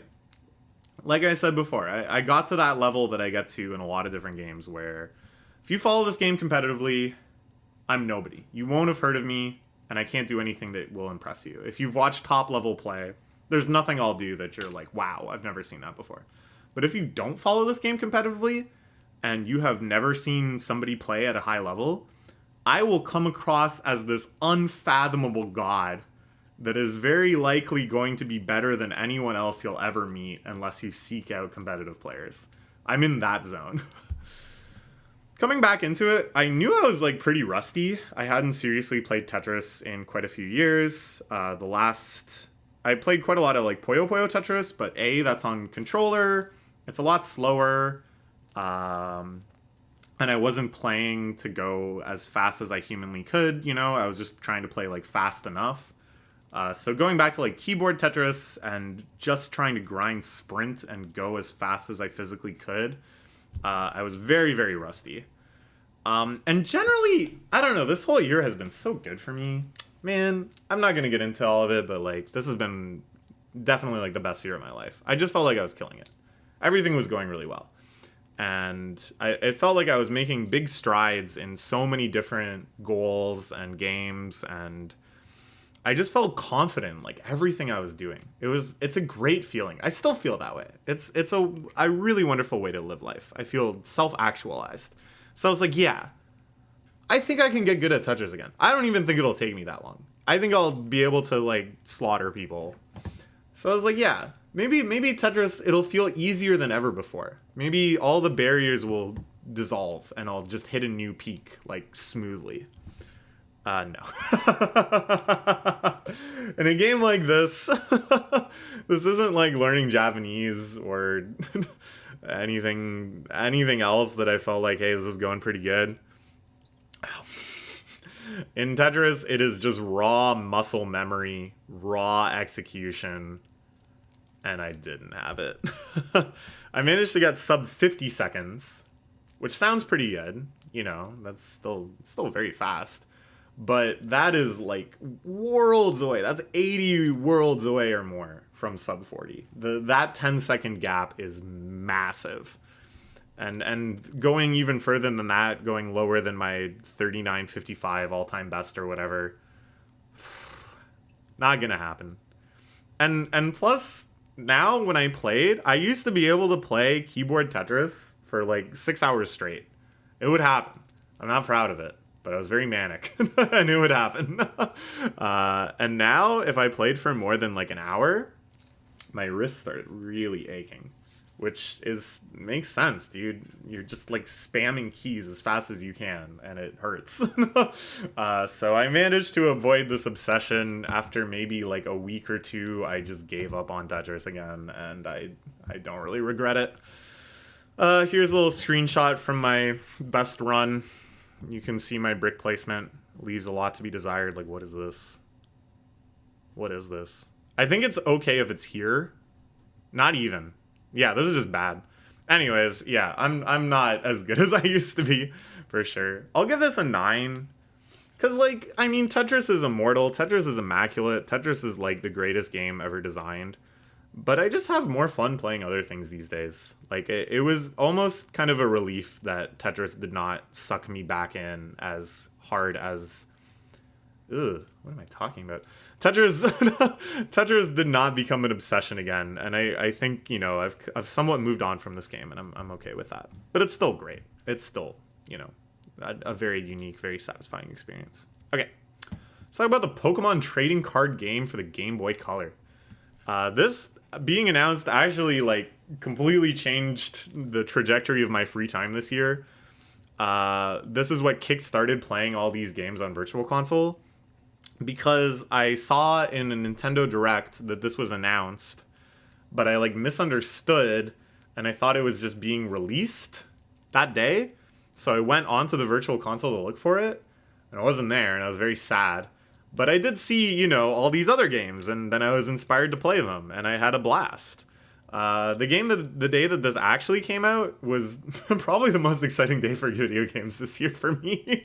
I had it like marked in my calendar, and as soon as it came out, I downloaded it and started playing it. I love this game. This is such a blast. I think this is one of the most fun card game simulators ever.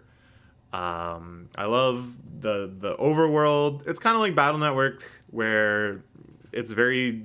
There's the emphasis on physicality. You have to go to specific places and talk to specific people. It's not just menus. It's very charming. It's very, very simple. You know, it's not like Pokemon. There's no, like, dungeons. There's not even routes. It's just, like, a series of rooms. But there's little bits of personality that make it really charming. You know, you go to the water gym and there's, like, a pool. Just something about, like, hanging out by the pool as a kid felt so cool. It's cool. You go to the plant gym, there's like big gardens and hedges, and I love the graphics. I love that they managed to convey the card art so well on the Game Boy Color, which is a real feat of programming. You can check out a YouTube video about it if you just search Pokemon TCG card art on GBC or something. I'm sure you'll find this video. It's very cool how they did it. I love that the UI sucks, that when you're actually playing the game, there's like very little information on the screen. It's like they did their best, and there's actually quite a lot given how little screen real estate they have. But there's it's like very hard to just ambiently see what cards can do. You have to go out of your way to check menus, like through menus to look at what cards do. But it doesn't actually end up being a problem in practice because there's so few cards in the game that without even really trying to, you'll end up memorizing what pretty much all of them do. Or at least I did, but I had Pokemon cards as a kid, so I saw these cards like hundreds of times, so for me, it feels pretty trivial. In fact, this is maybe another party trick where I think if somebody asked me, what does Goldeen do? I would say, well, obviously that's a 40 HP stage 1 Pokemon that has Horn Attack, an attack that deals 10 damage and requires 1 colorless energy, and it has a retreat cost of 1. Is that true? I don't know. It's pretty close to true, at least. I think I have like pretty much all the cards in this game memorized.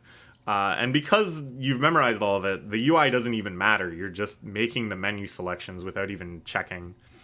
And this is what makes it so much fun. It's so executable. You can input commands so quickly and get through your turn so fast because it's just like button inputs to get through menus. And if you've memorized all the cards and you've memorized all the menus, you can play this game like the back of your hand and just zoom through all of the execution, all of the turns. I think things that have more features or better UI, like mouse control or, like more information persistently on screen, which means more like travel time between different selections, I don't think it would be as fun to play so quickly because it would be less just raw executable, Like it's much more fun to me to press like down, down, A, really, really quickly and know what that's going to do 100% of the time, then click, click, click. I don't know. I'm really belaboring this point, but I find this game like really fun to play. This is like the most autistic thing I've ever said. Because it is, in some sense, just like a rhythm game of executing the menu commands. I didn't end up 100%ing it, though. I went into it very convinced that, again, something I didn't do as a kid, I would get every single card and be able to make any deck, a 4 of every card, track down all the promo cards, track down all the side quests and optional stuff. But I had bad RNG trying to grind out all the cards. I went so dry statistically for getting certain cards from packs. And then there's also perma-missables in this game. There's one thing that if you don't select the right menu item at the right time, you just never get it. It's like such a piss off. And then there's stuff that just doesn't work anymore. There's like cards you can only get through a multiplayer feature that just doesn't exist in the Switch port. So I don't know, I gave up. But I did enjoy kind of grinding a bit to try to get 100% after I'd beaten the game. It was, again, just very like mechanical. I could basically do it without looking. And I had the most fucking insanely broken deck of all time. I'm sure other people have come up with this deck. I haven't actually looked because I want to like cherish the fact that I came up with it independently. But it's actually invincible and it feels very satisfying and fun to play. I'll explain it briefly. I bet if you're invested in this game, you'll go, oh yeah, I've figured that out too, or I've heard of that. It's not like I made some insane discovery, but basically, there's one of the end game cards you get is the Zapdos that for 3 energy does 70 damage to a random Pokemon anywhere on the field. So the balance is supposed to be that it can hit your own Pokemon. You can wipe out really quickly Pokemon on your own bench. But it never hits itself. So if it's the only Pokemon in your deck, then you're basically just spending 3 mana to hit something for 70 on your opponent's side over and over again, not even applying weaknesses and resistances. It's like unimaginably broken. So you just have 1 copy of Zapdos because you're guaranteed to start the game with it in your hand. You have to like mulligan a bunch of times to get it in your hand, but that's how the game works.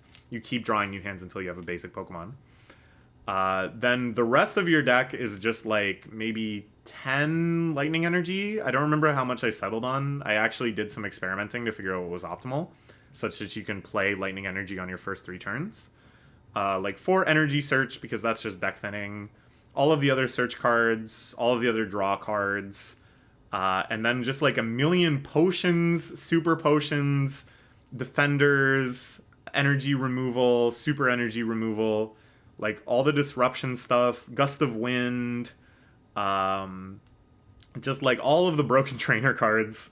And I literally think it's impossible for your opponents to win. Like, I cannot begin to imagine a world in which this deck doesn't just always win. I think it would be very stupid to play the mirror of this deck too. That's the only thing I can conceive of that would even have a chance.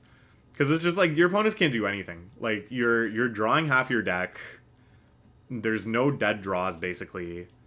You can always energy removal them. If they ever hit you, you can just potion. It's insane. It's so much fun. I want to play the sequel. The Japanese-only sequel has a fan translation. And then I think there's like fan-made expansions to this too that have all the same mechanics and menuing and UI and everything like that. But they add more cards. And I'd love to play these. And I don't really know the best way to do it besides just playing it on my computer. I'd love to play it in something handheld. Kicks ass. Here it is, my beloved Zapdos. This isn't my deck. This is just a screenshot I found out of Google Maps showing the Zapdos. Here you can see the UI. Pretty limited. I'll give this a 9 out of 10. I have nothing but good things to say about it besides the friggin' missables. But I don't know. It is what it is. It's just like Autism Fest for me, really. Oh, I didn't animate this one. Man, in both of these I've made this mistake. Okay, I'm gonna check really quick if the rest of these are animated. This is animated. This is animated. This is animated. How is it that I've forgotten only one in both of the videos I've made recently? That's so strange. Okay, let's talk about In the Groove.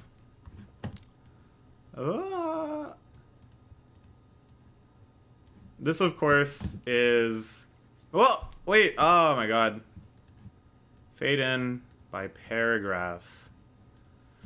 It's another game where I'm unimpressive to people within this niche and this scene, but to a normie, my skill level is, like, concerning.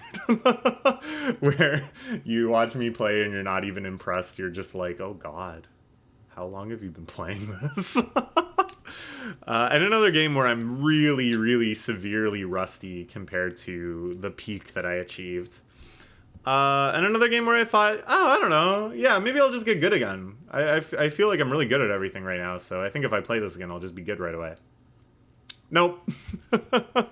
My career with this game has been all over the map, quite literally. From a mediocre home setup that I played in my basement all the time, to a movie theater that took me an hour to get to a beautiful, immaculate cab owned by my roommate that was in my basement that I played on like every day for long stretches of time, to nearby friends who had a great cab, to a barcade that I would frequent that had a good cab, and now I'm left at the state of a friend who lives about an hour away on transit, who only visits Toronto and does not actually live here.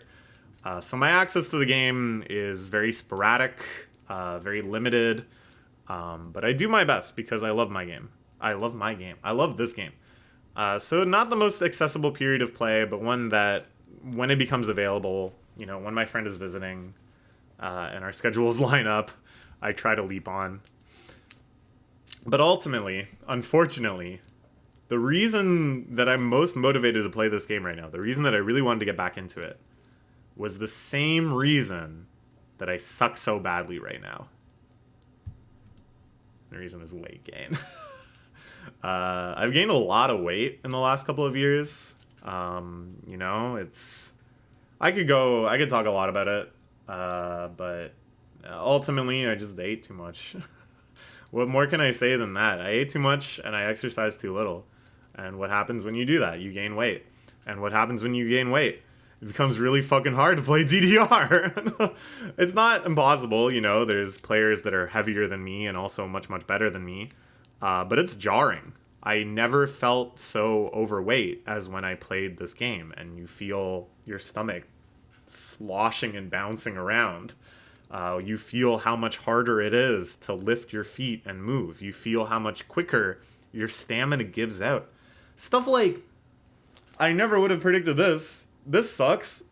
I play using the bar where you're resting some of your weight on the back bar, which makes it, a lot easier to balance and move quickly. But because I'm heavier, the bar digs into my hands way more than it used to, and it hurts. It like aches in the palm of my hand, and I never experienced that before, and that sucks. It was really hard to reckon with the fact that I couldn't play like I used to, I used to be passing like 14s, 15s in the ITG difficulty. I was capable of doing like the hardest songs in vanilla DDR if I turned off certain Konami gimmicks. If you play DDR, you know what I'm talking about. I was pushing my limits. It felt so good. It was so satisfying. It was such a good exercise. And it's painful to not be able to do that, to know that I used to and I couldn't. It felt awful when I tried to play hard songs again. Not even like the hardest songs that I'd ever played before, but like 13s, stuff that used to be easy for me, stuff that used to be like trivial that I wouldn't. Well, I would break a sweat, but I wouldn't sweat that much. And I could just kind of do whenever without warming up, spontaneously, knock out a 13. It was whatever. Now, trying to play a 13, I feel awful. Physically, mentally, rhythmically, emotionally, awful. It sucks to not have the stamina to play precisely and to have to like flub it and to not be able to do like the satisfying rhythms. Oh man, yeah. It hurts. It hurts. Trying to get back into this game, especially when you've gained weight, it sucks. And then when you play easier songs, obviously the solution is, okay, well, recognize your limitations, build up again, de-rust, get your form back, get your rhythm back, build your stamina up again, lose some weight, just play 11s and 12s. Why not? But when you play them, you just remember the glee, the raw joy of playing harder songs. You're so compelled to push yourself again. You play a 12, and all you think of is like, if it was harder, if it was faster, if it had more stuff in it, it would have been so much more fun. You just want to do that so badly. And then, of course, you're like, I think I can. That 12 went well. Let's play a 13. And you suffer. Suffer. But once, though, eventually I got over this. Eventually I began to be reasonable again and not expect too much out of myself. And just play easy songs. And I started to appreciate again the fun of easy songs, and it didn't just feel like a compromise. Because, when I was good, I would play a lot of easy songs still, too, because they have their own appeal. They have their own joys. There's a nice feeling in taking it easy in this game. I had forgotten that. Once I remembered that this game is meant to be fun, I had so much fun. It's still, just one of my favorite experiences in gaming. Even in this state where I can only play up to like 12s. I had a lot of fun playing up to 12s. I had a lot of fun grinding out 9s again. Rediscovering all these charts. Playing new charts. Playing new types of charts. Like, is the best. Alright. This was maybe my best pass I've gotten last year. Is that true? I did pass a couple 13s. This is maybe like a hard 12. It's in DDR difficulty, not ITG difficulty. But this is just a song I really enjoy. And it has like jump streams. And jump streams feel really bad if you're heavier than you're used to being. And you can feel your stomach like lurching during the jump streams. But I still did it. And I was like very, very happy that I still did it. So yeah, this is maybe, even if it's not my best pass, this is like the pass that I'm proudest of. Yeah, this is like another 10. This is like, as I said, one of my favorite experiences in gaming, period. All right, let's talk about F-Zero 99. Remember when this was announced during the Nintendo Direct, and there had been all these like leaks and rumors that a new F-Zero was coming? And it was just this. It wasn't like F-Zero GX2. Everyone was so sad. I mean, that's legit. Because GX2 would be hella sweet. GX1 is still a completely untouchable game. Like, it is still the furthest any game has gone in that direction, and just an immaculate masterpiece. But this is a sweet game too. I think this is such a cool game. This is so fun. This is so addictive, so satisfying. I love F-Zero 99. And it happened to come out at very fortunate timing for me, because I got really sick for like a week and a half. I don't know exactly where I got it from. I don't really remember. But I was just super laid up. All I could do was just sit on the couch and play F-Zero GX and watch The Office, and it was pretty freaking sweet. It was a really good time. I got up to S2 in the skill rankings. I got some first place finishes. I didn't really get amazing at the game. Like, none of that is actually super remarkable. But I improved a lot, and that was really satisfying. Like, when I started out this game, I sucked, and I would be happy if I made it through a race, you know, without exploding or getting ranked out. For a long time, I couldn't even finish a cup. You know, just bit by bit, those achievements came, those milestones came. I just improved. And that was so satisfying. That was so much fun. I probably would have just kept going strong with this game if it wasn't for the next game being so insanely, devilishly addictive, but we'll get to that in a second.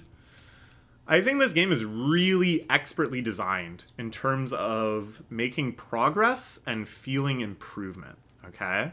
Let's break it down a bit. In terms of progress, there's all these different metrics that keep going up in various ways. There's your skill rating, which is based on whether or not you beat your designated rivals in each race. And it goes up and down. After a certain point, you can even go down ranks. But it trends upwards, because as long as you beat one of your 4 rivals, you'll gain a little bit at least. And only in the cases where you lose to all 4 of them does it go down.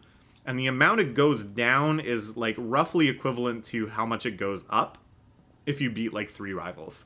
And I think those rates get worse and worse as you rank up. But I think always it's a little more giving than it is taking. Maybe until like the very highest ranks. Your level, which is like your EXP level, which just goes constantly up and gives you rewards and unlockables and stuff as you hit new milestones in that. So that feels good because it's just always going up, and that's guaranteed to go up. Even if you completely suck shit in a race, you'll gain some amount of experience. And then your points, which is just constantly going from 0 to 250. And whenever you hit 250, you get more tickets for stuff like cups or special races. And then on top of that, there's also unlockables for each vehicle that come with different milestones and stuff. So you're always close to some breakthrough on one of these fronts. You're always close to like a rank up or a level up or at least more tickets. You're always enticed to just play a little bit more because you're on the verge of getting something. And this is very clever. This is like mobile game design. I'm sure there's whole courses and schools of thought around how to do this in the best way, where it never feels like trivialized. You're never like unhappy or disinterested making these breakthroughs, making these milestones, but the carrot is like always there, you know. The carrot is always just a couple inches away. It's a very delicate science, I would imagine, and I think they nailed it. And then in terms of skill, I'd say there's like 3 main categories. First is just your raw driving mechanics, that you just get better and better at executing all the different techniques of like spins and jumps and taking turns.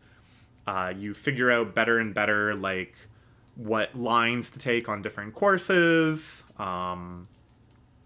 You figure out like what other people are tending to do and how to drive aggressively or defensively, how to score KOs, like all these things that are apparent as important, that you just kind of improve at steadily as you kind of learn more things and get tighter with your execution and build muscle memory.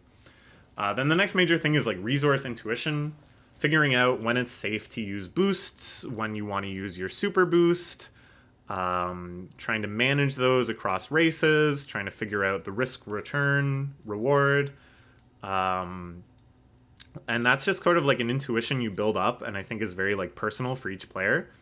But it's like a very nice, tight feedback loop where if you explode, you know, oh geez, I should have left more shield. I shouldn't have boosted that one time or something. If you end the race with a whole lot of boost left, you can be like, okay, I can be a little more aggressive with boosting. Like, it's just this like slowly correcting thing that you kind of gain a better and better intuition on. And the last thing I'd say is like gleaning secrets, where there's lots of little, very small mechanical things that will give you an edge. This game doesn't have, as far as I know, like full-on shortcuts, but there's certain like jumps you can cut across corners. There's certain spots where if you use the super boost, the skyway thing, you get a ridiculous advantage because it doesn't deposit you unless there's a straightaway, so you can time it so that you go the maximum length without a straightaway and get like a super extended boost. All little things like that that the game will never tell you, and you just kind of have to like experiment or watch videos or observe other players or whatever, and just kind of like there's like hundreds of these little things, and you just kind of keep gleaning them and incorporating them and getting very slight edges each time. And I think basically kind of similar to the different progress mechanics, it always feels like you're making some sort of progress on these skills as well. Like you're always noticing some sort of improvement, and when you get higher ranks, when you finish a cup, whatever, you can like attribute it to, yeah, well that makes sense because I just figured out this thing for this course. And it was very, very satisfying to start off, as I said, a really sucky player, and then on all three of these fronts, just trying to get as far as I could and figure things out. I really resisted watching videos for quite a while because I wanted to figure out everything I could on my own. But then there was like another fun era where I did start watching videos and just trying to incorporate the stuff I learned. It's like so much fun. I think the fact that it had a very low amount of content, especially when it launched with only 6 courses, and it doled out new courses pretty slowly, it actually added to the depth of this exploration. Like, you would race on any given course so many times that you felt very compelled and rewarded to figure out every single little thing you could about that course, every single little nuance. I actually stopped playing this because of the next game before the Kings League came out, so I really want to check that out. I think I would still have a lot of fun with this game. I'll probably have another period of grinding it and tryharding it before it weans off of popularity entirely. Probably I'll get my ass kicked again because I think the people remaining still playing this game are probably really freakishly good. But I hope it lasts a long time. I hope it's like Tetris 99, where there's still like a scene for it years and years later. I hope they don't kill it like Mario 35, which they killed before I even had a chance to play. So here we are. This is a picture I took. I was ranked 69. Which I was happy with. The skill S+. I got a little further than this, but this was near when I stopped playing, I think. So yeah, I'll give this an 8.5. I mean, I praised it a lot just now. But I will say, like, it was more just kind of the situation under which I got to play it a whole bunch that made me play it a whole bunch. I think in terms of, like, the overall experience, it wasn't as compelling as a lot of other things.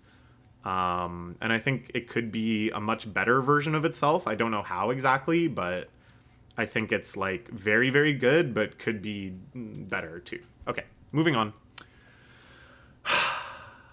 The Suikagame. This fucking demon of a game completely took over my life. I saw Amsa, the Melee Yoshi player, playing this on YouTube, and I was like, yeah, that looks fun. I don't know. I'll give it a try. Holy shit, what a devilishly addictive game. It completely took over my waking life for a bit.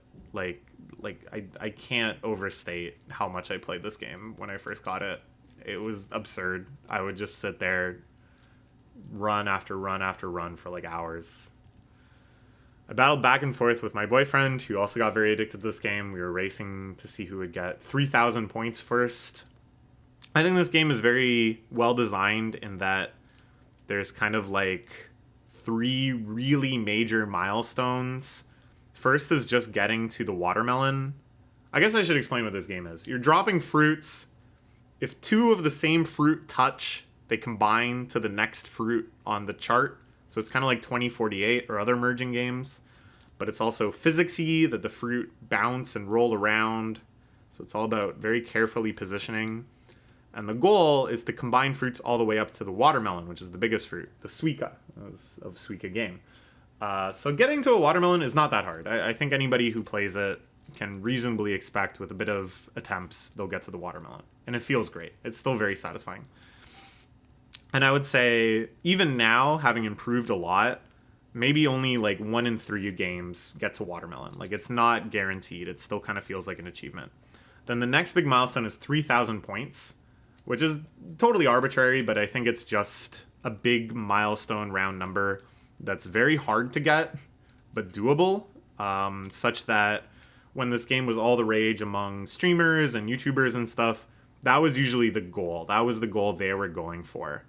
And that was like the real competitive point. So to kind of illustrate this further, I have a lot of friends who've played this game. I would say everyone I know that actually owns this game and has played it more than just like on my Switch or whatever has gotten to watermelon.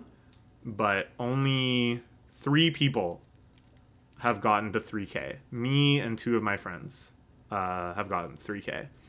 And then past that, the next major milestone is getting 2 watermelons and merging the 2 watermelons, which I haven't done and nobody I know has done. And I think maybe only 100 or so people in the world have done, based on the high scoreboards. This game's crazy. So we should take turns playing on my Switch, and then he got the game on his own Switch, and then we were both doomed. We would just both sit there playing it, and it was like, oh god, is this going to be the rest of our lives? Finally, I won the race to 3,000, and I just quit cold turkey.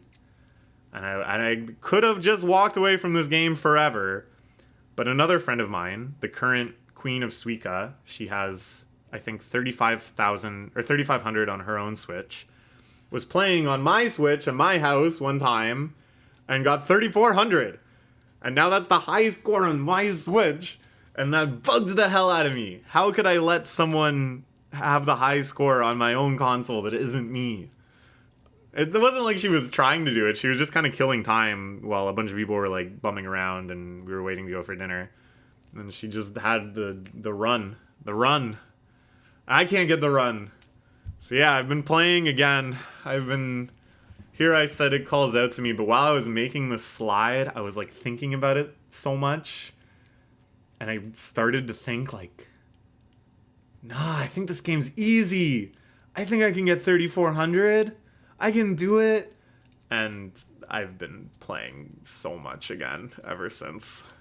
Like right now, it's sitting right here. And I really want to play. It's calling. It's calling. It's always calling. So why is this so addictive? The combination of 2048 style merging, which is already like a super addictive gameplay element. It's just so satisfying to merge. But with this physics-based variance, I think that alone, it's pretty clear why that would be addictive. Merge games are great because I think this is the most satisfying thing about them. When you make the big progress finally, when you have the huge cathartic moment of merging the 2 biggest things on the screen or chain merging all the way such that you hit a new milestone, the game gets easier for a bit.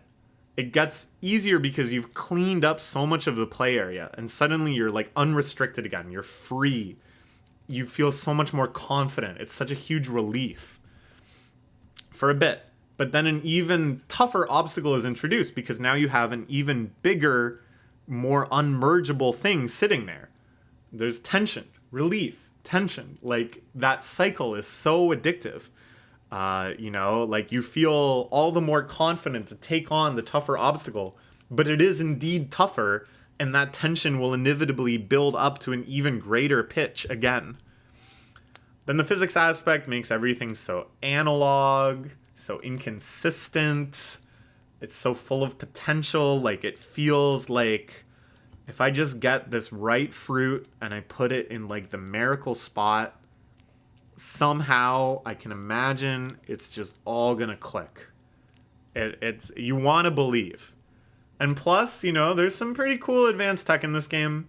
I'm like split on this because I think it's kind of neat that there's stuff like double drops where, let's say you have grape and persimmon coming, okay?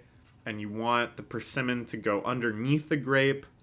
You can very quickly drop grape like over here and then drop persimmon, and the persimmon will roll down there first. It's very, very satisfying. It feels like sick nasty when you can pull that off. But it's very, very inconsistent too, and it's like super frustrating if you screw it up. Like you end up in a much worse place than had you not even attempted it. So I don't know. There's like a lot of little precision type things that are like, oops, if I had it 1 pixel over, it would have rolled to the right place. But I had to do it right there because I didn't want it to like bounce. I wanted it to roll. So like making it so analog is like so frustrating, and like whole runs can just die. Oh, here's my big complaint. I was playing with a D-pad the whole time, because in my mind that felt more precise to just go like tap, tap, tap, instead of like tap, tap on the stick. But then I found out you can actually get way more precision using the analog stick. The D-pad moves it a discrete amount that I thought was like the minimum unit movement in the game. But no, if you do like angles, I only learned this yesterday. If you do angles on the stick such that you only very slightly press left or right, you can move it way more discreetly, which is like cool and should make a big improvement for me because I can pull off a lot of stuff that I couldn't before. But I just find it like very frustrating too, because now I'm being tested not just on like my strategy, but on my ability to make these like very precise movements. I don't know. There's so many other addicting factors. The length of the games I think are perfect in that if you have a shitty game, it ends pretty quickly. And so you're like, well, I have time for one more then. And you can just kind of keep trying and doing shittily. And then if you have like a good run, suddenly the game is taking like 5 times longer. And you're just like sweating through these like end game situations. And then those runs are so satisfying and you feel like so close to breaking through that you're also immediately like, I gotta play one more, even though that just took like 45 minutes. I gotta like try again, even if I don't have another 45 minutes and it's 3 a.m. You always, and I think this is the most compelling feeling. This is the most addictive feeling, and also the most frustrating feeling, is like, even though there's a lot of randomness in this game, you know, there's the variance of the physics and all these little tiny minutia, but then also just the sheer RNG of what fruits you get and which order. Even though there's all of that, you still feel kind of like personally responsible. You still can point to moments and go, well, that was a mistake. Like I should have put it over there, but I put it here. And that was actually super consequential. And you can, it's hard not to remember these moments. It's hard not to feel those moments as very excruciating. But then you have this overly simplistic thesis of, oh, okay, well, next time I won't do that. Next time it'll go better and I won't make that mistake, and then I'll probably get like 7,000. So it's so fucking addictive. I really want to play right now. Talking about it makes me really want to play it. It really, it's like such a delusion maker where I genuinely feel like every given game, it really feels like, okay, well, this is the one. I'm not going to screw up. Double watermelon, it's gonna happen. Like that's just how your brain gets programmed to work when you're playing this, but it's not true. Anyways, this is my personal high score before my friend took over it. I'm like really happy with this. Like that is a hard score to get, okay? Like I should be satisfied, I should be done, but now I am. Okay. I give this a 9 out of 10. I think it is fiendishly well designed. It is, in a sense, fun, but it is also masochism exercise. I think it has flaws. I think there is a version of it that would be a lot more satisfying. but maybe it wouldn't be as addictive. I think maybe every single aspect of it contributes to its insane addictiveness. Okay.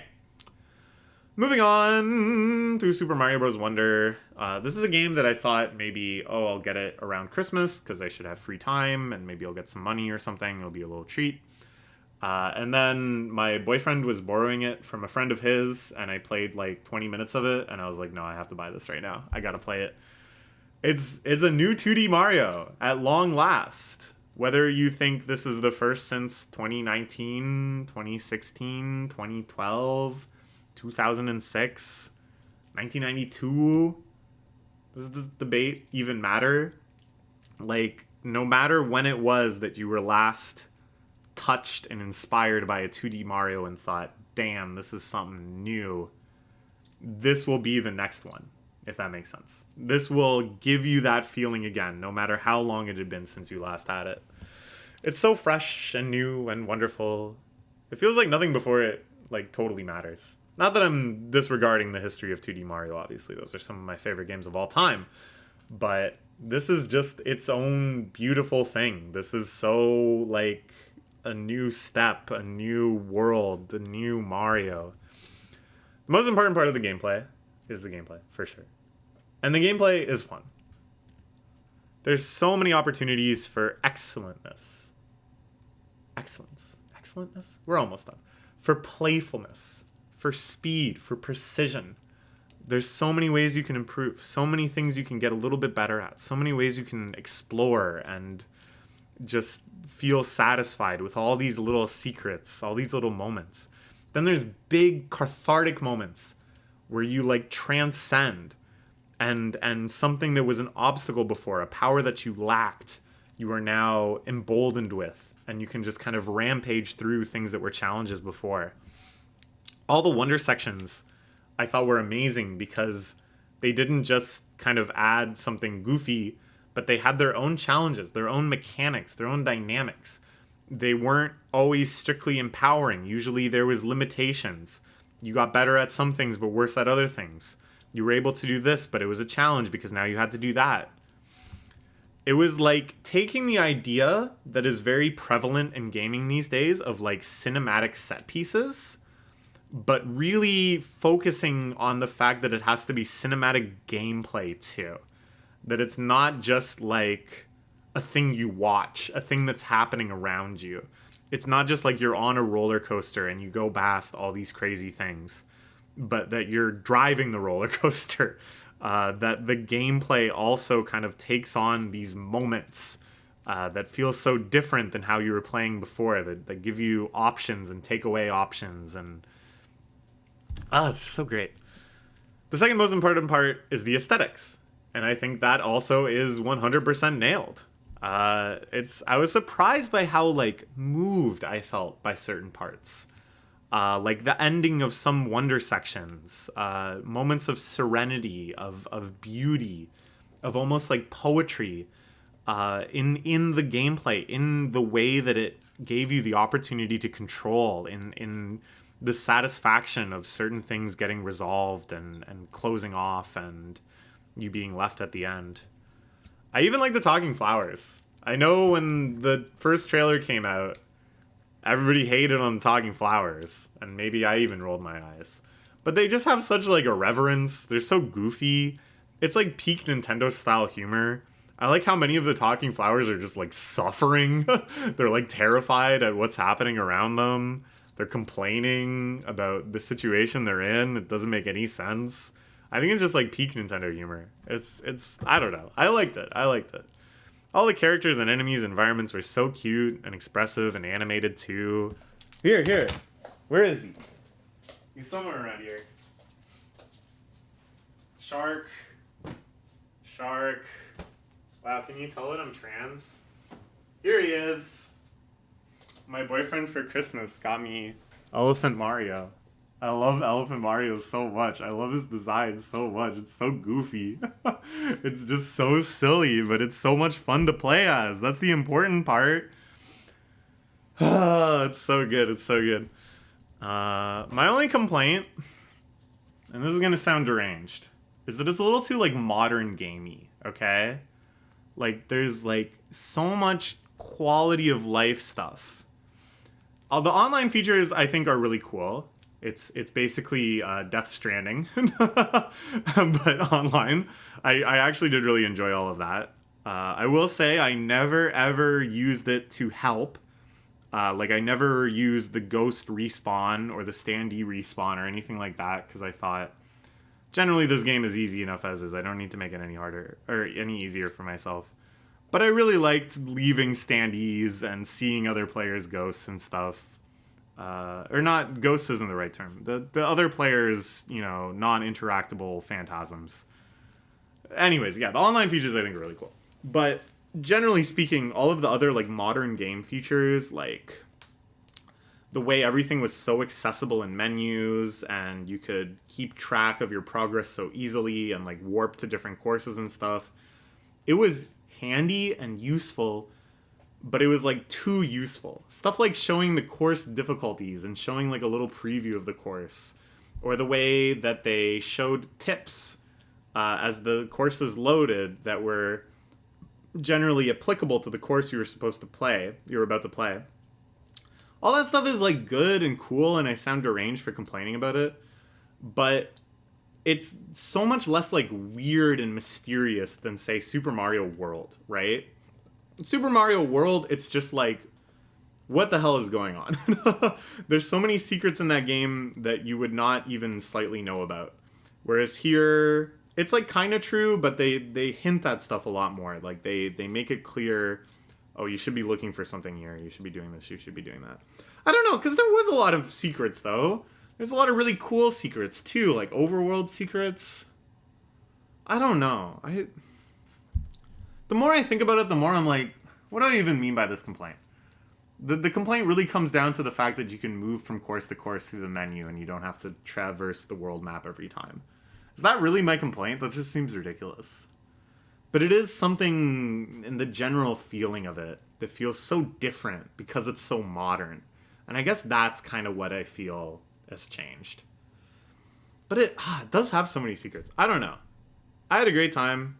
There's the elephants. This is just Google Images screenshot. I gave it a 9.5. I don't know. As I talked about it, as I remembered these things, and then as I tried to articulate my complaints, I don't know what I was thinking. This is... What are my complaints, really? Oh, it's too quality of life? What the hell? I don't know. No, I love this game. I love it. This is actually a 10, for sure. Okay. And then the last game we'll talk about, at long last, after 2 hours and 15 minutes. Actually, this video didn't take as long as I thought it would. I'm quite happy with that completion time. Let's talk about Paper Mario. I picked this up after finishing Mario Wonder. I just thought this would be a nice little nostalgia trip. I made it to Chapter 5. I was playing it, you know, just now, and then a few days ago, I got totally re-addicted to Suikagame, and I've made no progress in Paper Mario since. It's the way it goes. But I think this game really, really holds up. I think this is a truly, truly amazing, beautiful, super fun, super funny. It's a blast. The gameplay is fun. I think little things like spin jumping. In this game, you can spin, which accelerates you and then decelerates you. And if you are a deranged autistic gamer like me, you immediately think, hey, is there a way I can cancel it such that I only get the acceleration and not the deceleration, thus allowing me to move way faster? There is! You can jump out of it. So if you start timing the spin and jump and spin and jump, you go way, way faster. And it's really fun and really satisfying. Also, like the fact that you can search so many things and hit your hammer against so many things. Maybe little items come out, a little coin comes out. You just feel really active. And I think this is so key for me to really enjoy like an RPG type game, especially like these action RPGs. Is like, I guess this isn't really an action RPG. It's an RPG with some action elements. Is like feeling very active on the world map and feeling just still a sense of like playfulness as you just move from place to place. The battle system at first was kind of disheartening, because when I first started playing this again, I was like really bad at the timing. And I don't know if it's like something to do with playing it on the Switch. It's just not the timing I'm used to playing on CRT. I'm not sure why that would be though, because it's not like I'm upscaling it or whatever. Anyways, I was like really bad at it at first, and I felt so bad. I felt like, oh my god, am I going senile or something? I can't block hits as well as I used to. I can't do the multi-jumps as well as I used to. And maybe part of it too is just remembering being better at it as a kid than I actually was. But eventually I improved, and I think I was happier overall having been bad for a bit and then getting good again. Because now I can max out the super multi-bounce. You feel so powerful because the game is not designed around you being able to do that many consecutive jumps, and you get to like wreck all sorts of bosses and stuff. It's like total power fantasy. It feels great. I love the way this game is designed in terms of the chapters. Each chapter has such a different setting.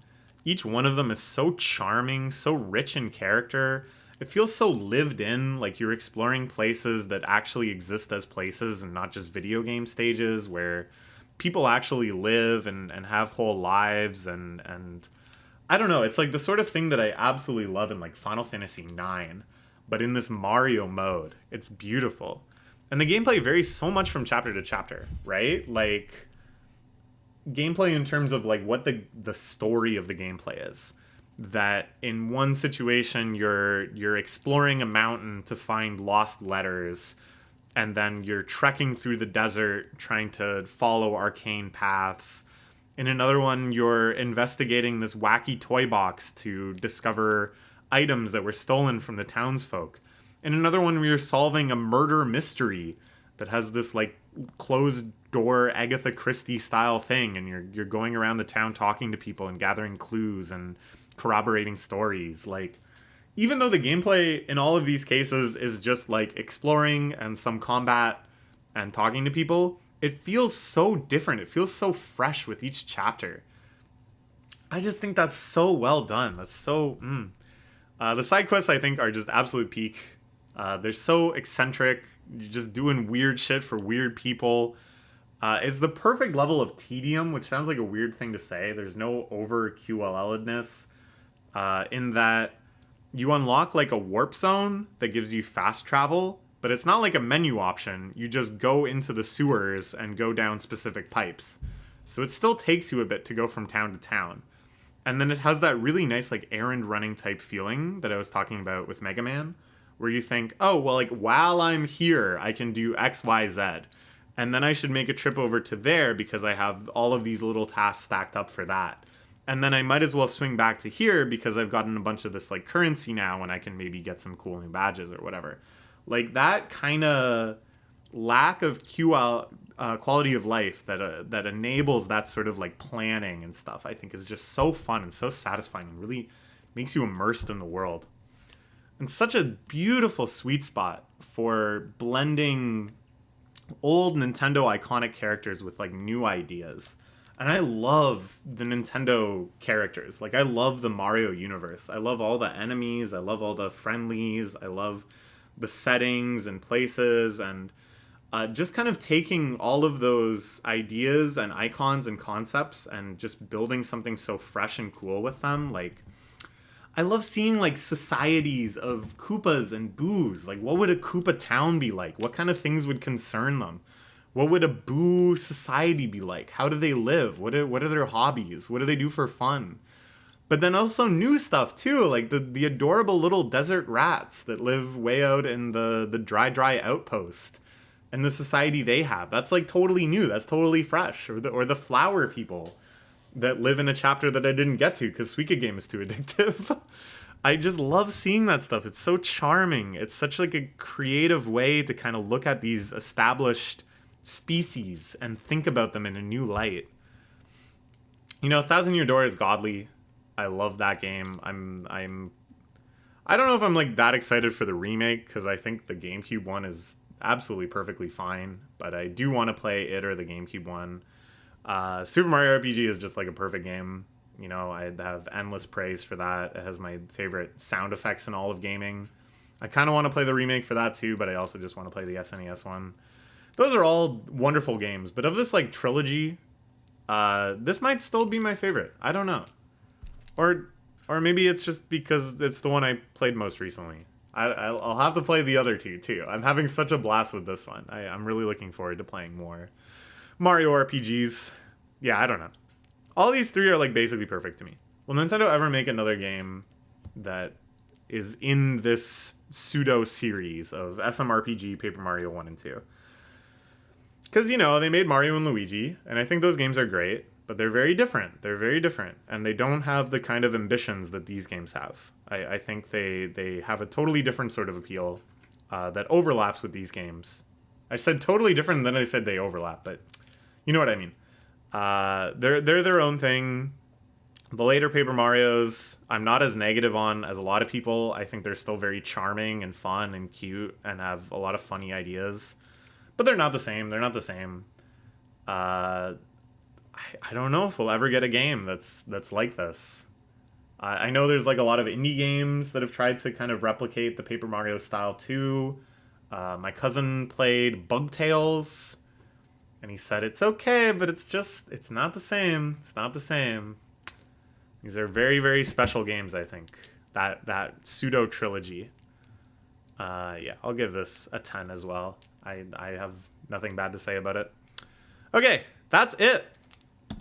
We talked about a lot of games. We talked about 18 games, I think. Yeah. All right. I am a gamer. I am playing the video games. Will I keep playing this many games next year? I don't know. I don't know. Maybe I'll do something else. I don't know. We'll see. But I really liked making this video. I think it was so fun to talk about kind of like standalone gaming experiences, like playing through something, but then also kind of my current feelings and my progress around these games that I've just played like basically my entire life and how I'm feeling about them. I kind of wanted to do, already I'm like anticipating doing a similar check-in next year. I think that would be a lot of fun. Let me know. Did you enjoy this? What kind of games did you play? What games would I like? I love video games. I wish I had unlimited time and just could play all of them. Goodbye.